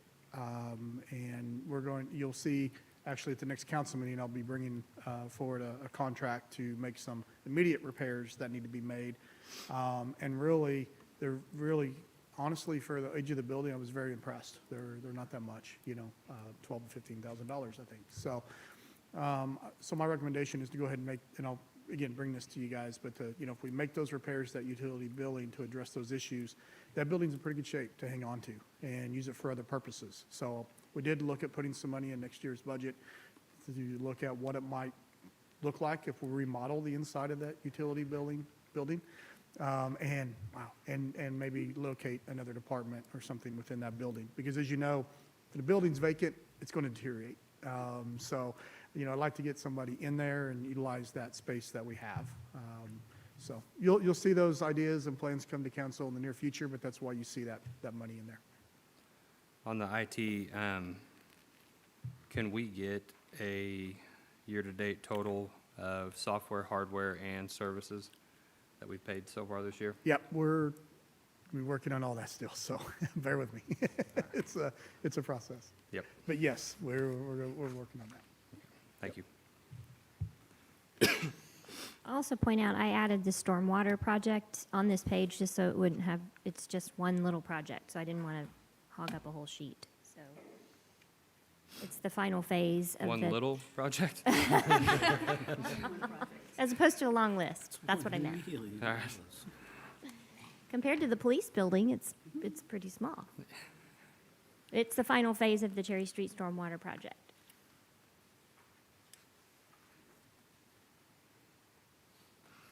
Any questions? Thank you. Okay.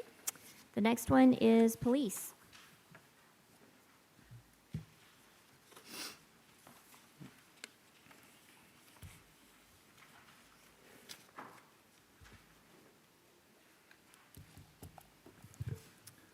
Mayor, Council, you can see that as far as our list goes, it's rather short. We're putting all our energy into one major project.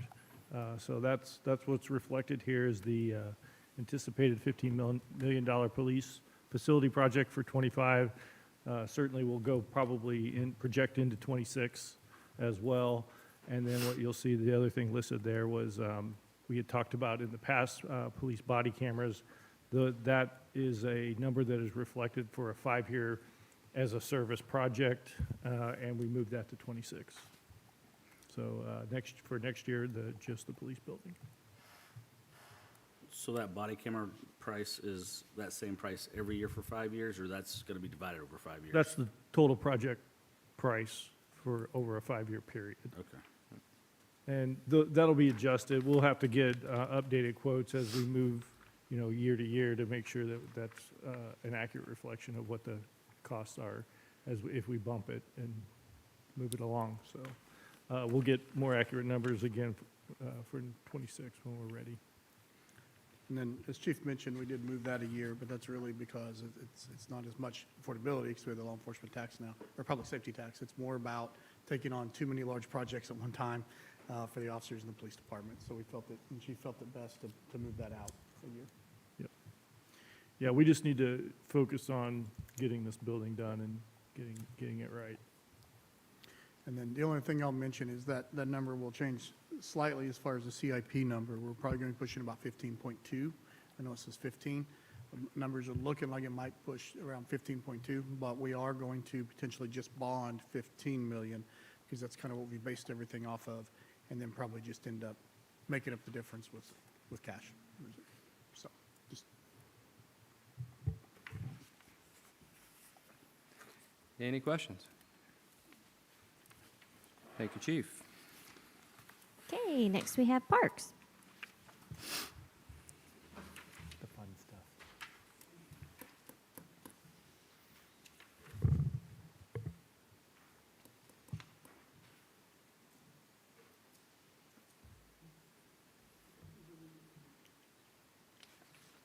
You can see poor Matt, I cut everything. How was the estimate done on the gym addition? It's partially talking to some of our area vendors that can do that type of math for us, and doing that. Now, we did plan on a building that was very similar to the community center, so bricked walls and that type of thing. We had our CIP meeting yesterday, and Jimmy has asked me to kind of look at what it would go to if it was just an all-metal building. And so it could probably come down some. I need to get some numbers on that. Okay. We're looking at a double gym, so 2 gymnasiums, full courts. So it would be double what we currently have on our current gym. So 6 courts sideways, 3 courts regulation. I feel like the theme of today is keeping up with the growth, and so I feel like that's something that we really need to look hard at, especially with the programs that we have that currently use the gym. And if that means, might not be as pretty, but it would be sufficient. The big note to hear, this is current need. So 2 Yep. more courts is current need. That is not a Yep. a growth potential at all. Yeah, we've already grown past it. So, We're in it, and I Yeah. think we'll be fine for maybe another couple or 3 years, but beyond that, we're getting real close. yeah, I'd like to go ahead and see what no brick would be in A brick building? no brick. No brick, Yeah. yes. We'll work on that number. Mr. Ogden? Would we qualify for any like FEMA grants? Theoretically, we for- could, yes. Have we looked into that could at all? certainly look at that potential as well. FEMA does cover the shell of the building, and then we just do the infill. However, we do then have to open the facilities and things like that during storms. Right. But if that's something we want to explore as well, we could certainly see if that is something that is available to us. What does that look like? And I'm going to look right at you, Chief. What does that look like? Is that something that the PD would be willing, if, say we built it tomorrow and we had a FEMA gym and a storm came through At midnight. at midnight? Are you talking about for staffing it and opening it to the public? So that's problematic for us because almost always in an emergency situation like that, all of our resources are going to be geared toward response. Yep. And so we won't have necessarily available staff, at least, especially after hours type scenarios that would be dedicated. Last thing you want is to have to staff that up and then you not have available personnel for emergency response.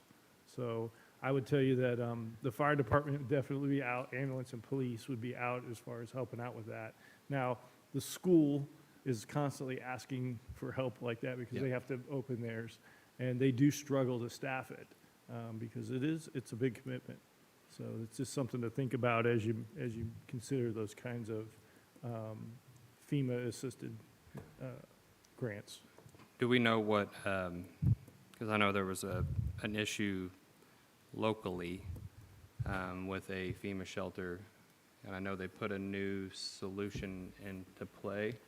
They did, yes. What was that solution? It's an automatic lock, so they can get in and unlock the doors just by a touch of a button from a cell phone. And so as those warnings go out, they can flip on the lights, turn on or unlock the door so that the facility is open and available, and giving staff or whomever the opportunity to arrive on scene. Just gives you more time to get there as It opposed gives you to- more time to get there as you comply. However, you do need to kind of be okay with the building being unsupervised in that instance. And then remember, that's a storm. And so you're asking someone to get out and drive there at a warning, which that could be potentially slow in response. But it can be done. I guess another thing to think about as far as that, and I know we might as well discuss it since we brought it up. Are the FEMA shelters in Nixa currently at capacity every storm to the point where we would need another one? That'll be a FEMA regulation. FEMA will have that figured out and know, based on where you're looking at a location, on whether they would accept another facility in that location or in that area. That I don't have an answer to. We would need to talk to someone that knows on that. And then my other concern along with that would be, and I know this, I'm just throwing out questions so we remember next time I don't forget one. If we were to say that was to happen, we were to get approved for it, and then the school needs to add on to one of theirs and they want to add a FEMA gym, would that hurt their chances? That's a FEMA question. I don't. You're supposed to know all this, Matt. I know.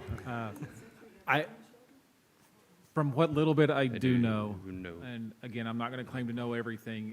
They look at a Junior high does. population area to determine how many FEMA shelters need to be in that particular area. 'Cause it wouldn't be very far from the junior high, which would be probably Right, but there's also a lot of homes in that, in our area. And so, yes, I mean, it's possible that we Okay. still have the capacity from FEMA there, but yeah, if they tried to put one maybe at Century or another school, maybe that exceeds what they need in capacity. That I'm not sure of. Okay. We can definitely research that. Yeah. Again, I'm like Matt, I'm speaking probably out of turn because I don't know enough about it because we've not researched it. But I have heard that potentially those are a ways out and there's like Yeah. a kind of a backlog maybe, so to speak. So I don't know how quickly, even if we were to do something like that, it would happen. But Might we be can 5 definitely years. research it. Yeah. Okay. and Well, then- for now, I just look at get an estimate on metal building. One of the companies that I'll call has done several FEMA shelters, so they will probably know some answers to that Okay. type of thing too. So I can pose both questions. Perfect. Thank you. You bet. And then I'll just point out for due diligence to make sure that we're, also, if you look at, I am a little concerned about building something like that currently in our Oh, yeah. current financial state. If you Oh, look yeah. at the dashboard, that is my job to make sure you're aware of that. And to make sure that you look at the dashboard and figure out, and make sure you look at our cash reserves and how that would draw that down. So that's something to consider. So we definitely have to look at the affordability of that. I know there's a need, 100%, but affordability of that may be a different scenario. Obviously, we couldn't do the 7 million. There's no way we could do that. Don't even think we could probably make the bond payments right now out of the regular general fund. So if that cost comes way down for more of a metal structure, we'll just have to take a look at what that cost is and then factor that in. But we'll definitely look at that. Yeah, which is why I was posing the question about Mhm. FEMA. Absolutely. If there's grants out there that we can qualify for, Then we want to Why wouldn't explore we? those. We'll explore both options, the metal building and the FEMA, and see what kind of interest we can get and bring back to you guys. And at least get it on here, even if it's going to get pushed to another year. Have a better idea. Oh, you didn't add the indoor aquatic center to next year? So I had Matt completely take those off the 5-year plan at this point. You'll notice that. We've had that on there for, I don't know how many years now. But until we have a reliable revenue source or have another plan to find a revenue source for that, I honestly don't see why we should have it on a 5-year plan until we have that figured out. Yep. So I did have that removed as well as the sports complex. Perfect. a really And big FEMA building, Do what? a really big FEMA building. Yeah. a All really three big- of them. There you go. Did it all. Find me some money and I'll build it. Yeah. Swimming and. Matt, would you like running to talk about Oak Family Century Park real quick? Sure, we are looking at, there's 150,000 there to get started on the Oaf Family Century Farm Park on the north parcel, to get a gravel parking lot and begin some trail resemblance to at least get the public out on that property.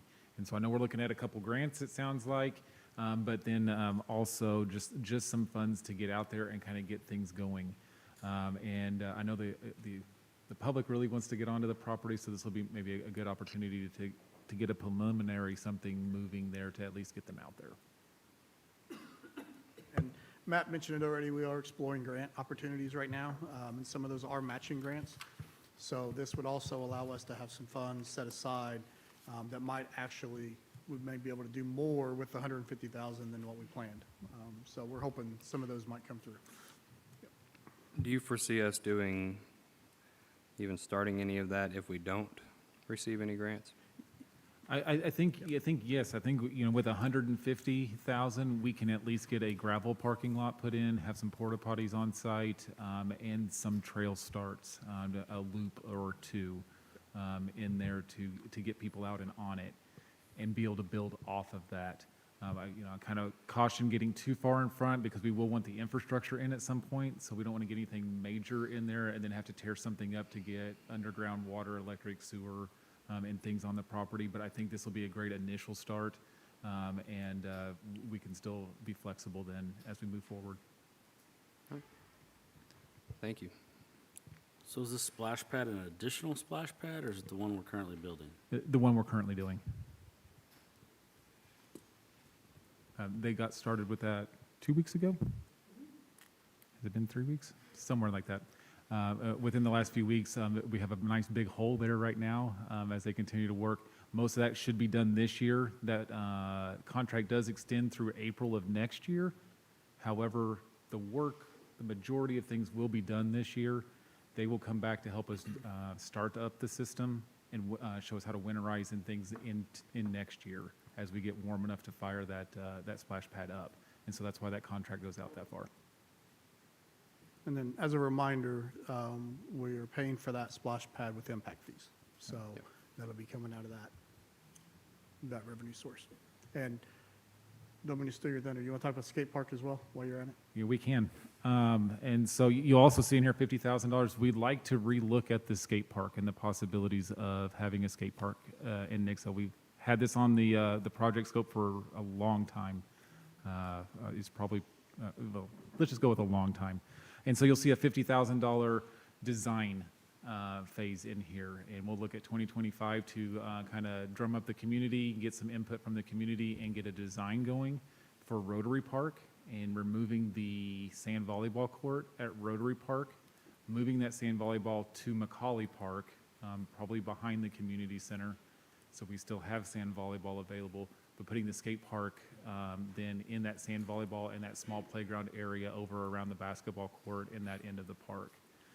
This should be in the area where most of our skaters skate and maybe hit parking lots and things of our businesses.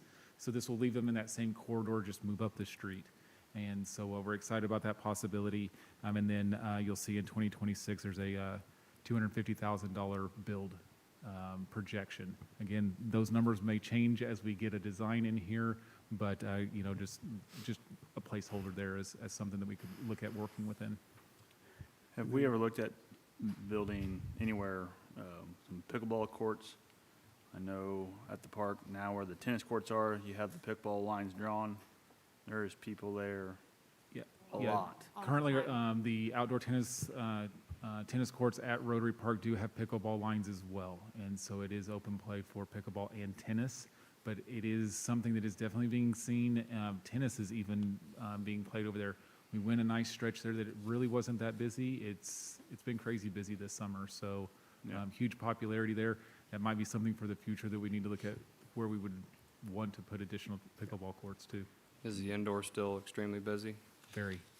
We play on Tuesdays, Thursdays, and Friday mornings from 7:30 to, I'll say 10:30. It's usually closer to 11 as we try to move them out for other programming. But it is very busy, averaging probably 30 to 40 a morning. They would love more time. We just don't have it. Really, who do you adding get to fix- additional, sorry. Oh, go ahead. I was going to say, adding additional pickleball courts takes additional land, which is our biggest challenge right now, is where we would put them. You know, we would love to do it, we just don't have a place for them currently. The nice part of, you know, when you look indoor, at another gym facility, we would have more pickleball space. And so be able to do more with pickleball in that space too, if we had an additional gym space. And if you're not aware, there's lots of lights out over there on the pickleball court as well. I don't know who fixes our lights, but there's several out. On the tennis courts? Yeah, Okay. I'll put that down as a note. We'll look at that. so.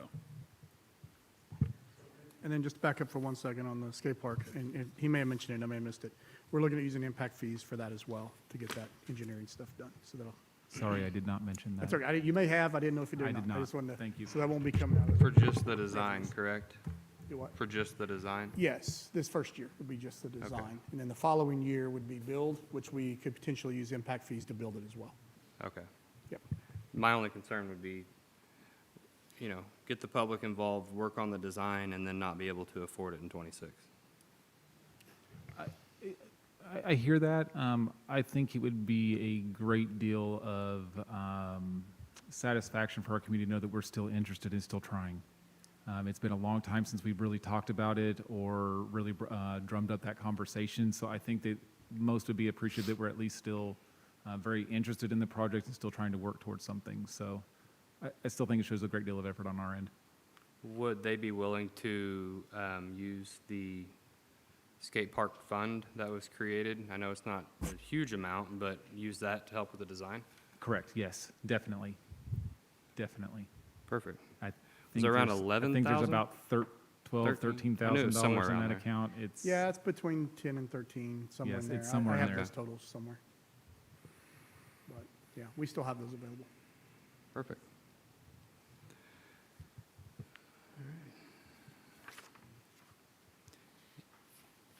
Any other questions?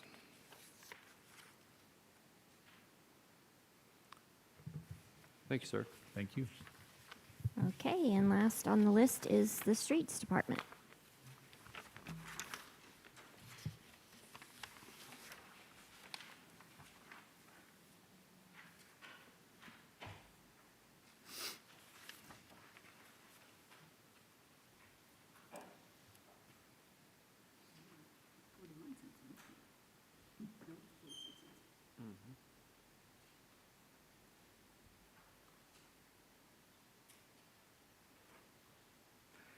I can't remember, is it the North Street or was it Main Street that the money was earmarked and we just haven't received it yet for the design phase? It'd be Main Street. That, it'd be between, correct me if I'm wrong, Jeff or Doug, it's Main Street between North and 14. Okay, I knew North was involved in there somewhere, I just wasn't sure. Okay.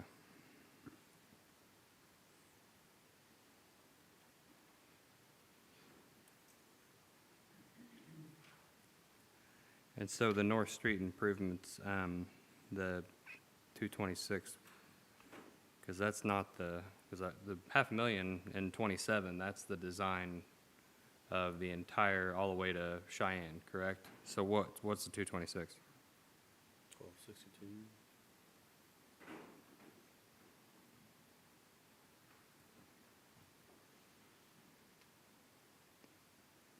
I believe that's the remainder of the engineering fees for that project.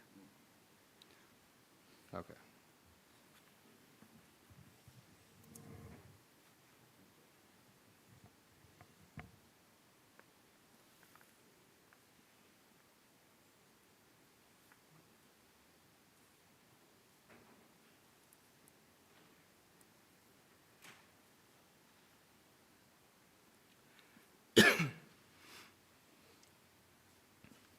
Are we still on track to start the Cheyenne multi-use path at some point of next year? Do we know early, later, middle? The engineering is under review with the Department of Transportation at this time. The 60% plans are completed, and so most likely construction will begin the first quarter of '25. That's perfect, because I'm on video saying it's going to be done in 25, so. And then Thank you. Also, Jeff, would you like, I don't know if you want to mention that the cost has went up quite a bit on that project, so maybe good to mention. Yeah, the original estimate that we done, I believe in 2021 or 2, because of material increases and things.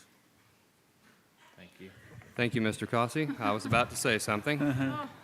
I gave you a pen, sir. I know, and I left it at home. I'm sorry. It's mounted at home. Yeah, yeah. Yeah, I forgot what we were even talking about now. Oh, yeah, material costs have gone up so much. The latest engineer's cost estimate was significantly higher, and so that's the difference in that. So the original cost estimate, you know, the 80-20 split, that cost share is probably going to be closer to, I'll say a 60-40, something like that. Okay.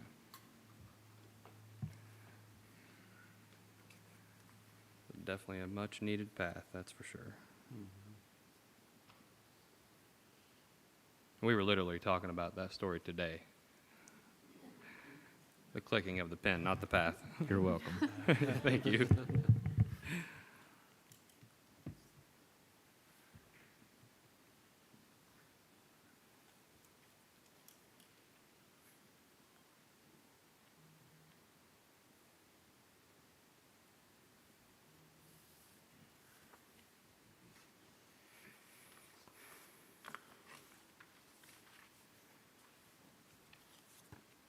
All right.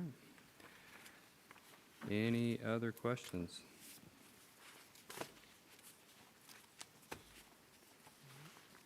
Fantastic. Thank you, sir.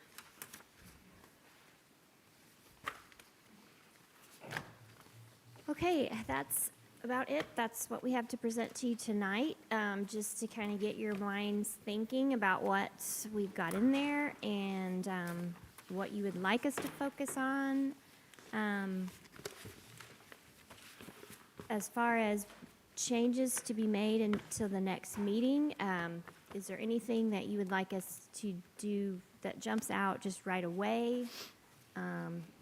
Or would you rather, I mean, how do you want to go about that, Jimmy? Just have them, Yeah, so I would like to have some feedback from council, not only on just what we covered tonight, but also, is there anything else or any other projects that you would like for us to at least look at and consider?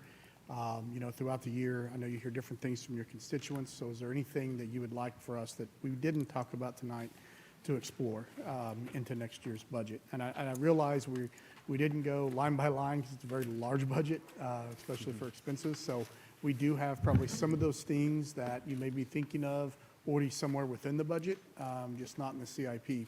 For example, I'll just give an example of the downtown zoning district, right? That's in the budget. We budgeted that within the expenses for the budget. So you didn't see that necessarily tonight, but it's in the budget. So we're going to be looking at doing that after the first of the year. So that's just an example. But so we're just looking for some feedback on what you heard tonight and anything else that you might have questions about or would like to hear from us on. And $12,574 in the skate park fund. Hey, there we go. There you go. I will say some of the things I've heard from multiple districts, I feel like a lot of that is being addressed. I still do have a decent amount of concerns, same as you, Mr. Lyles, on the estimated ending balance. And not just that, but with the amount of budget amendments we had this year, and unless something drastically changes going into next year, I would guess that it's going to be similar. Hopefully things change. I know it, to make it political, but it is an election year and lots of things can change. So I do have a lot of concerns there with where we're at on our total number. I am also curious as to what everything will look like bonding out those bigger projects.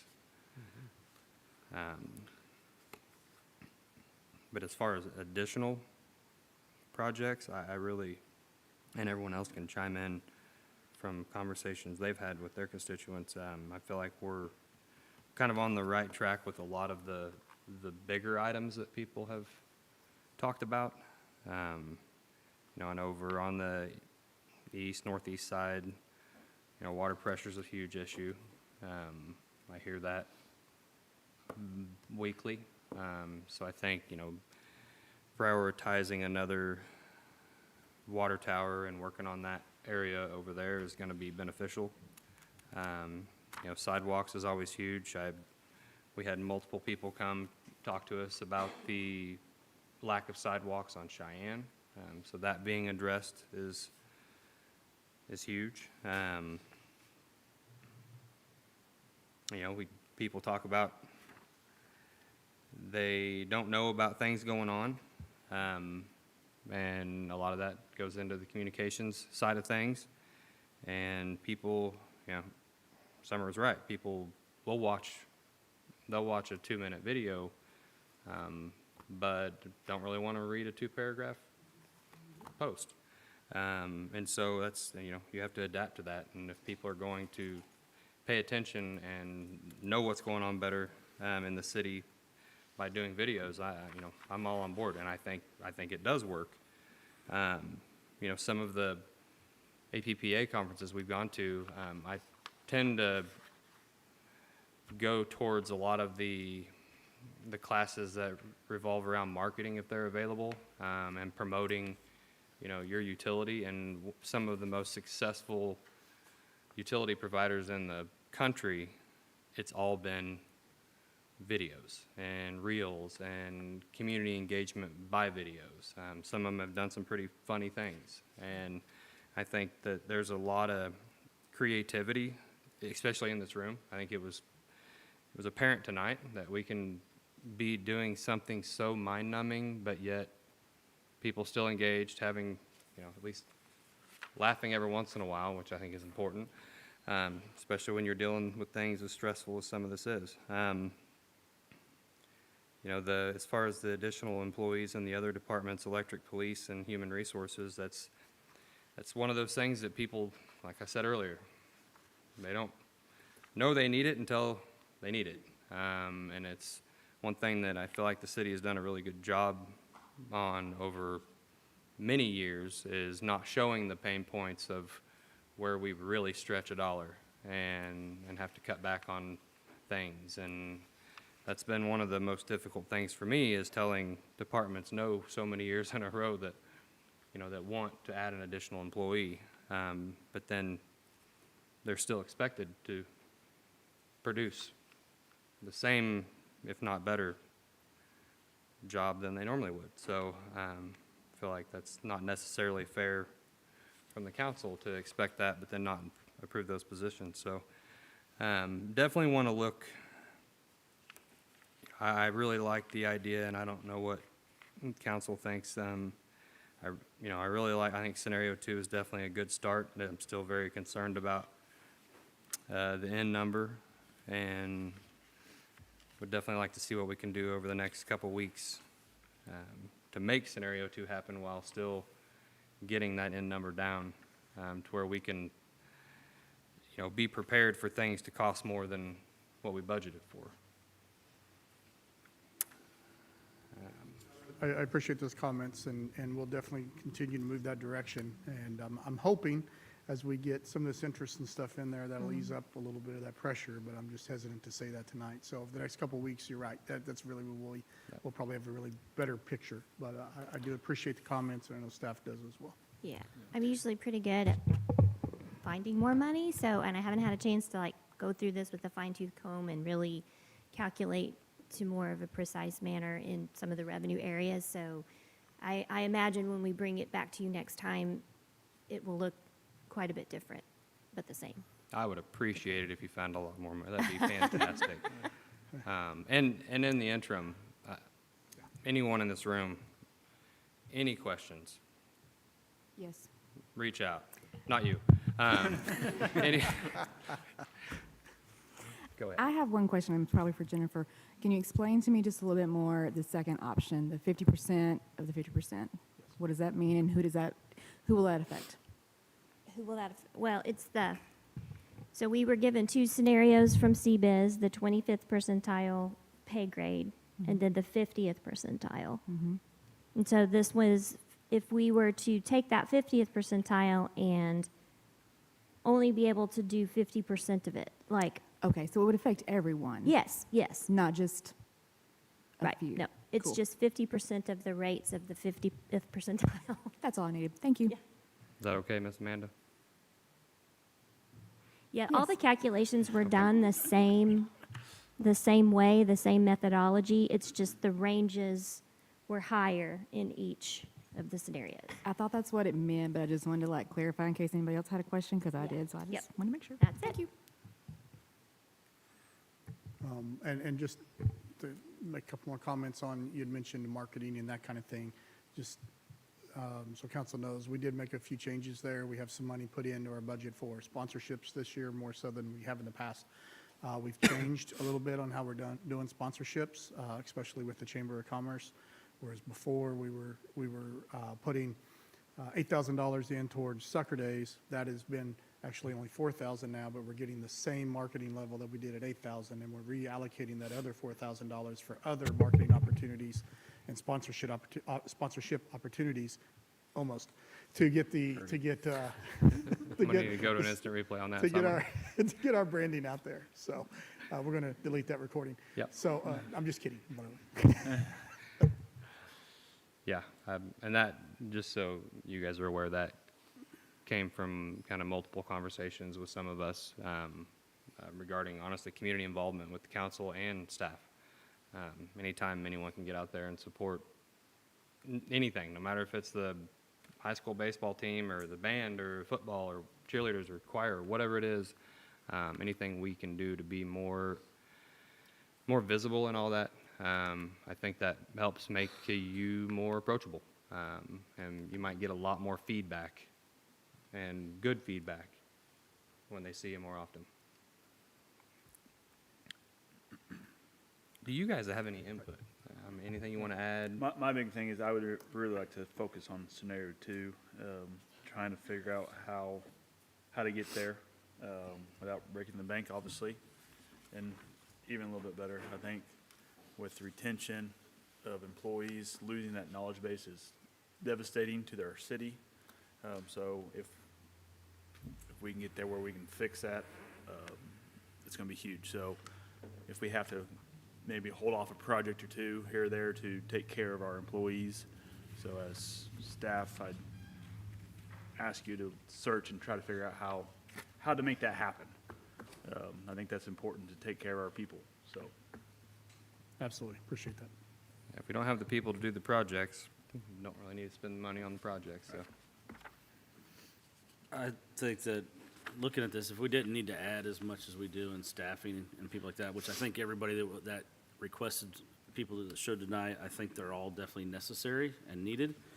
I would be, if we weren't having to do that, I'd be in favor of us trying to figure out how to do scenario 3. Scenario 2, if we're gonna add those many positions, is probably the best that we're gonna be able to do. I hate that because I think our staff is more valuable than that, but I think that's where we're at, financially. I do have some concerns and questions about the body cameras and why we want to delay that another year, because we talked last year about delaying it to this year. And I understand that we have a big project with the police station, but I also know that we're going to hire a company to help project manage that. We also have a staff member that's a project manager. So and I only have a concern with that because I see our officers are having more and more difficult calls, I think, where there's more intensity, I don't know the right word for it, but where it's taken a lot more actionable. And I think the body cameras are becoming more and more a necessity and I think at some point, could it save a life in the future? Yeah, I'm not opposed to body cameras. I've never been opposed to body cameras. For our part, one of the things that we always weigh out is, what is the appetite from the public as far as body cameras in our organization or in our community. And we haven't seen a lot of push for that, but we also haven't had some of those negative incidents that other communities have had that have dealt with some things, when it comes to, the documentation and the body cameras. I will tell you that we did move forward with the Axon car camera systems, and so we do have those in place, and those are probably 1,000 times better than what we had before with, the way they're operating, and so it's not that we don't have that that transparency and that that documentation of these incidents. It's just the body camera is one more layer to that. And I'll be honest with you, every time we add technology, whether it's in my department or any other department, we have to consider the effect of that on how we are addressing that technology and keeping that technology running and maintaining it. And tonight we I think C.A. Lyles did mention we were looking at another IT person. In my department, I have very limited resources with the number of officers or personnel that can deal with these technology issues, and to add another layer on him for this as we continue to grow, it's going to be pretty burdensome. And we're still trying to get through our promotions and our restructure and job responsibility shifting, and just the idea of taking on a body camera project and then adding that on top of the things that he's already doing and that we're doing. It's going to be quite an undertaking. And I would really love to see us get that IT personnel in place and have some more support and a better system in place before we implement another piece of technology, quite frankly. Yeah, that's a good question. I actually thought about it earlier, and I was gonna ask, but then the more Chief talked about with the move, that's gonna be, I mean, with the promotions that just happened, new people in these roles that will deal with the technology and help, White Hill with it right now, that's gonna be it's gonna be a lot to do. I would say, if we get to the later on and in the budget process and we feel like that's something we can add, we could always put it on there with the intentions of maybe not even doing it next year, but if everything happens quick and everything's running smooth, which what are the chances, especially when it comes to technology, then look at it. But that's the thing, I don't think anyone's really against. Oh, I don't think doing anybody it. was ever But against man, it. that would I be was a- thinking, my thought process is that I feel like we need to implement it more quickly than Yeah. I mean, because as long as I've been on council, we've pushed it and pushed it and pushed it. And I think we're getting to a spot where we're gonna need them. Yeah, my only concern would be the timing, and because if you try to push out hardware and software at the same time, that can, just software alone can cause some Yeah, issues. and I will remind you that we are in a radio project as well. So we're rolling out Oh, yeah. a brand-new Moshwin radio Oh, project. That's through the EMS or. Or, Yes, it's 911. it's in 911. conjunction with E911, but that's another major piece of technology. It's a whole new system that we are going to have to learn and work the bugs out of. So, just trying to eat the elephant one bite at a time, so to speak, and prioritizing, which technologies we're going to try to bring into the department and when it's appropriate.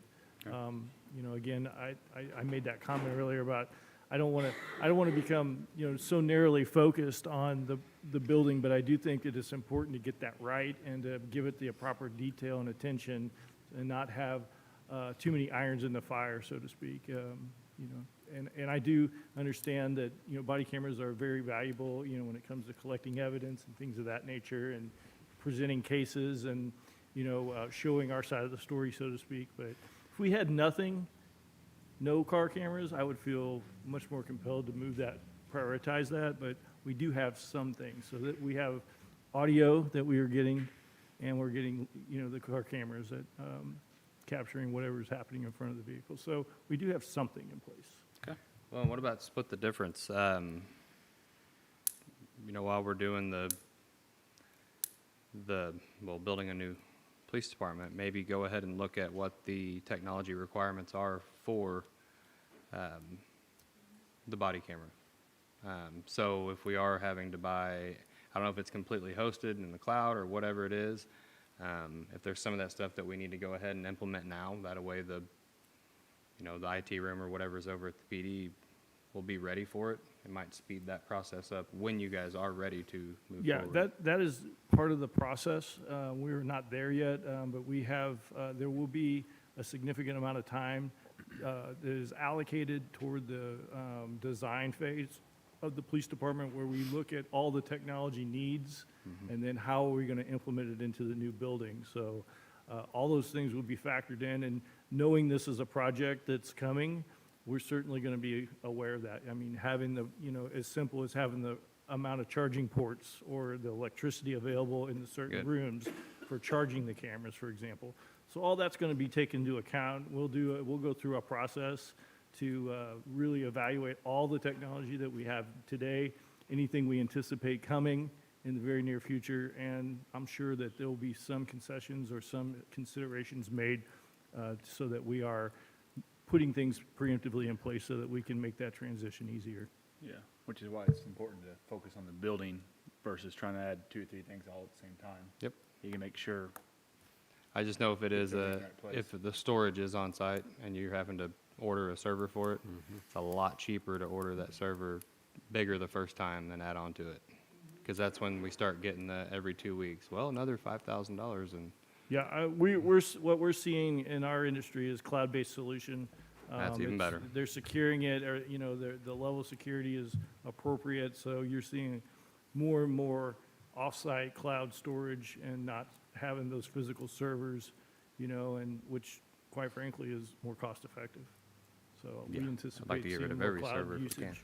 Yeah, I think the first time I ever asked about body cameras, the answer was we don't have room for the storage that we need to be able to keep all that video and storage. But now, since then, it's turned to cloud-based, and so now it's easy, so, good.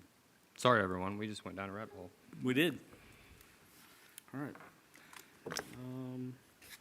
If we think of anything between now, when's the next, you guys are meeting next to discuss budget and make adjustments? For us, Well, every day. All the time, yeah, every day. So, the don't know next if there was a council, set day that you guys were meeting. every council meeting until it's adopted. Yep. So, it does help a tremendous amount. It makes my job so much easier to have a point of focus. So I really appreciate your input, and we will work with scenario 2 and get, and hone in a little bit more, get it more detailed out, and find some revenues and get that back to you.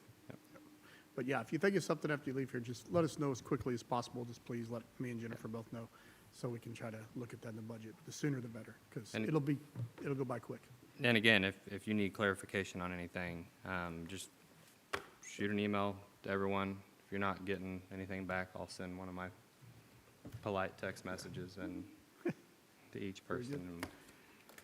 If you don't mind, Mayor, Council, I'd like to also give staff the opportunity, if any of staff has any questions or comments about the budget or anything else that we haven't talked about with your departments, please, now's the time. Probably should have let them do that before their eyes were glazed over. Yeah, everybody's tired now.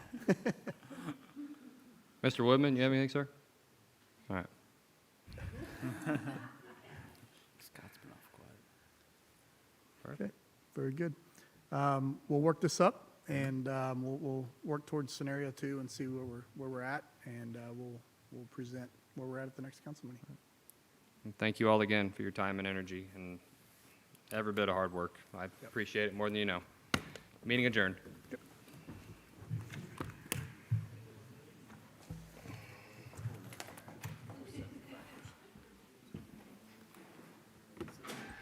I don't know if I'll be able to afford 50, if I'm being honest with you. There's going to be some stuff cut out.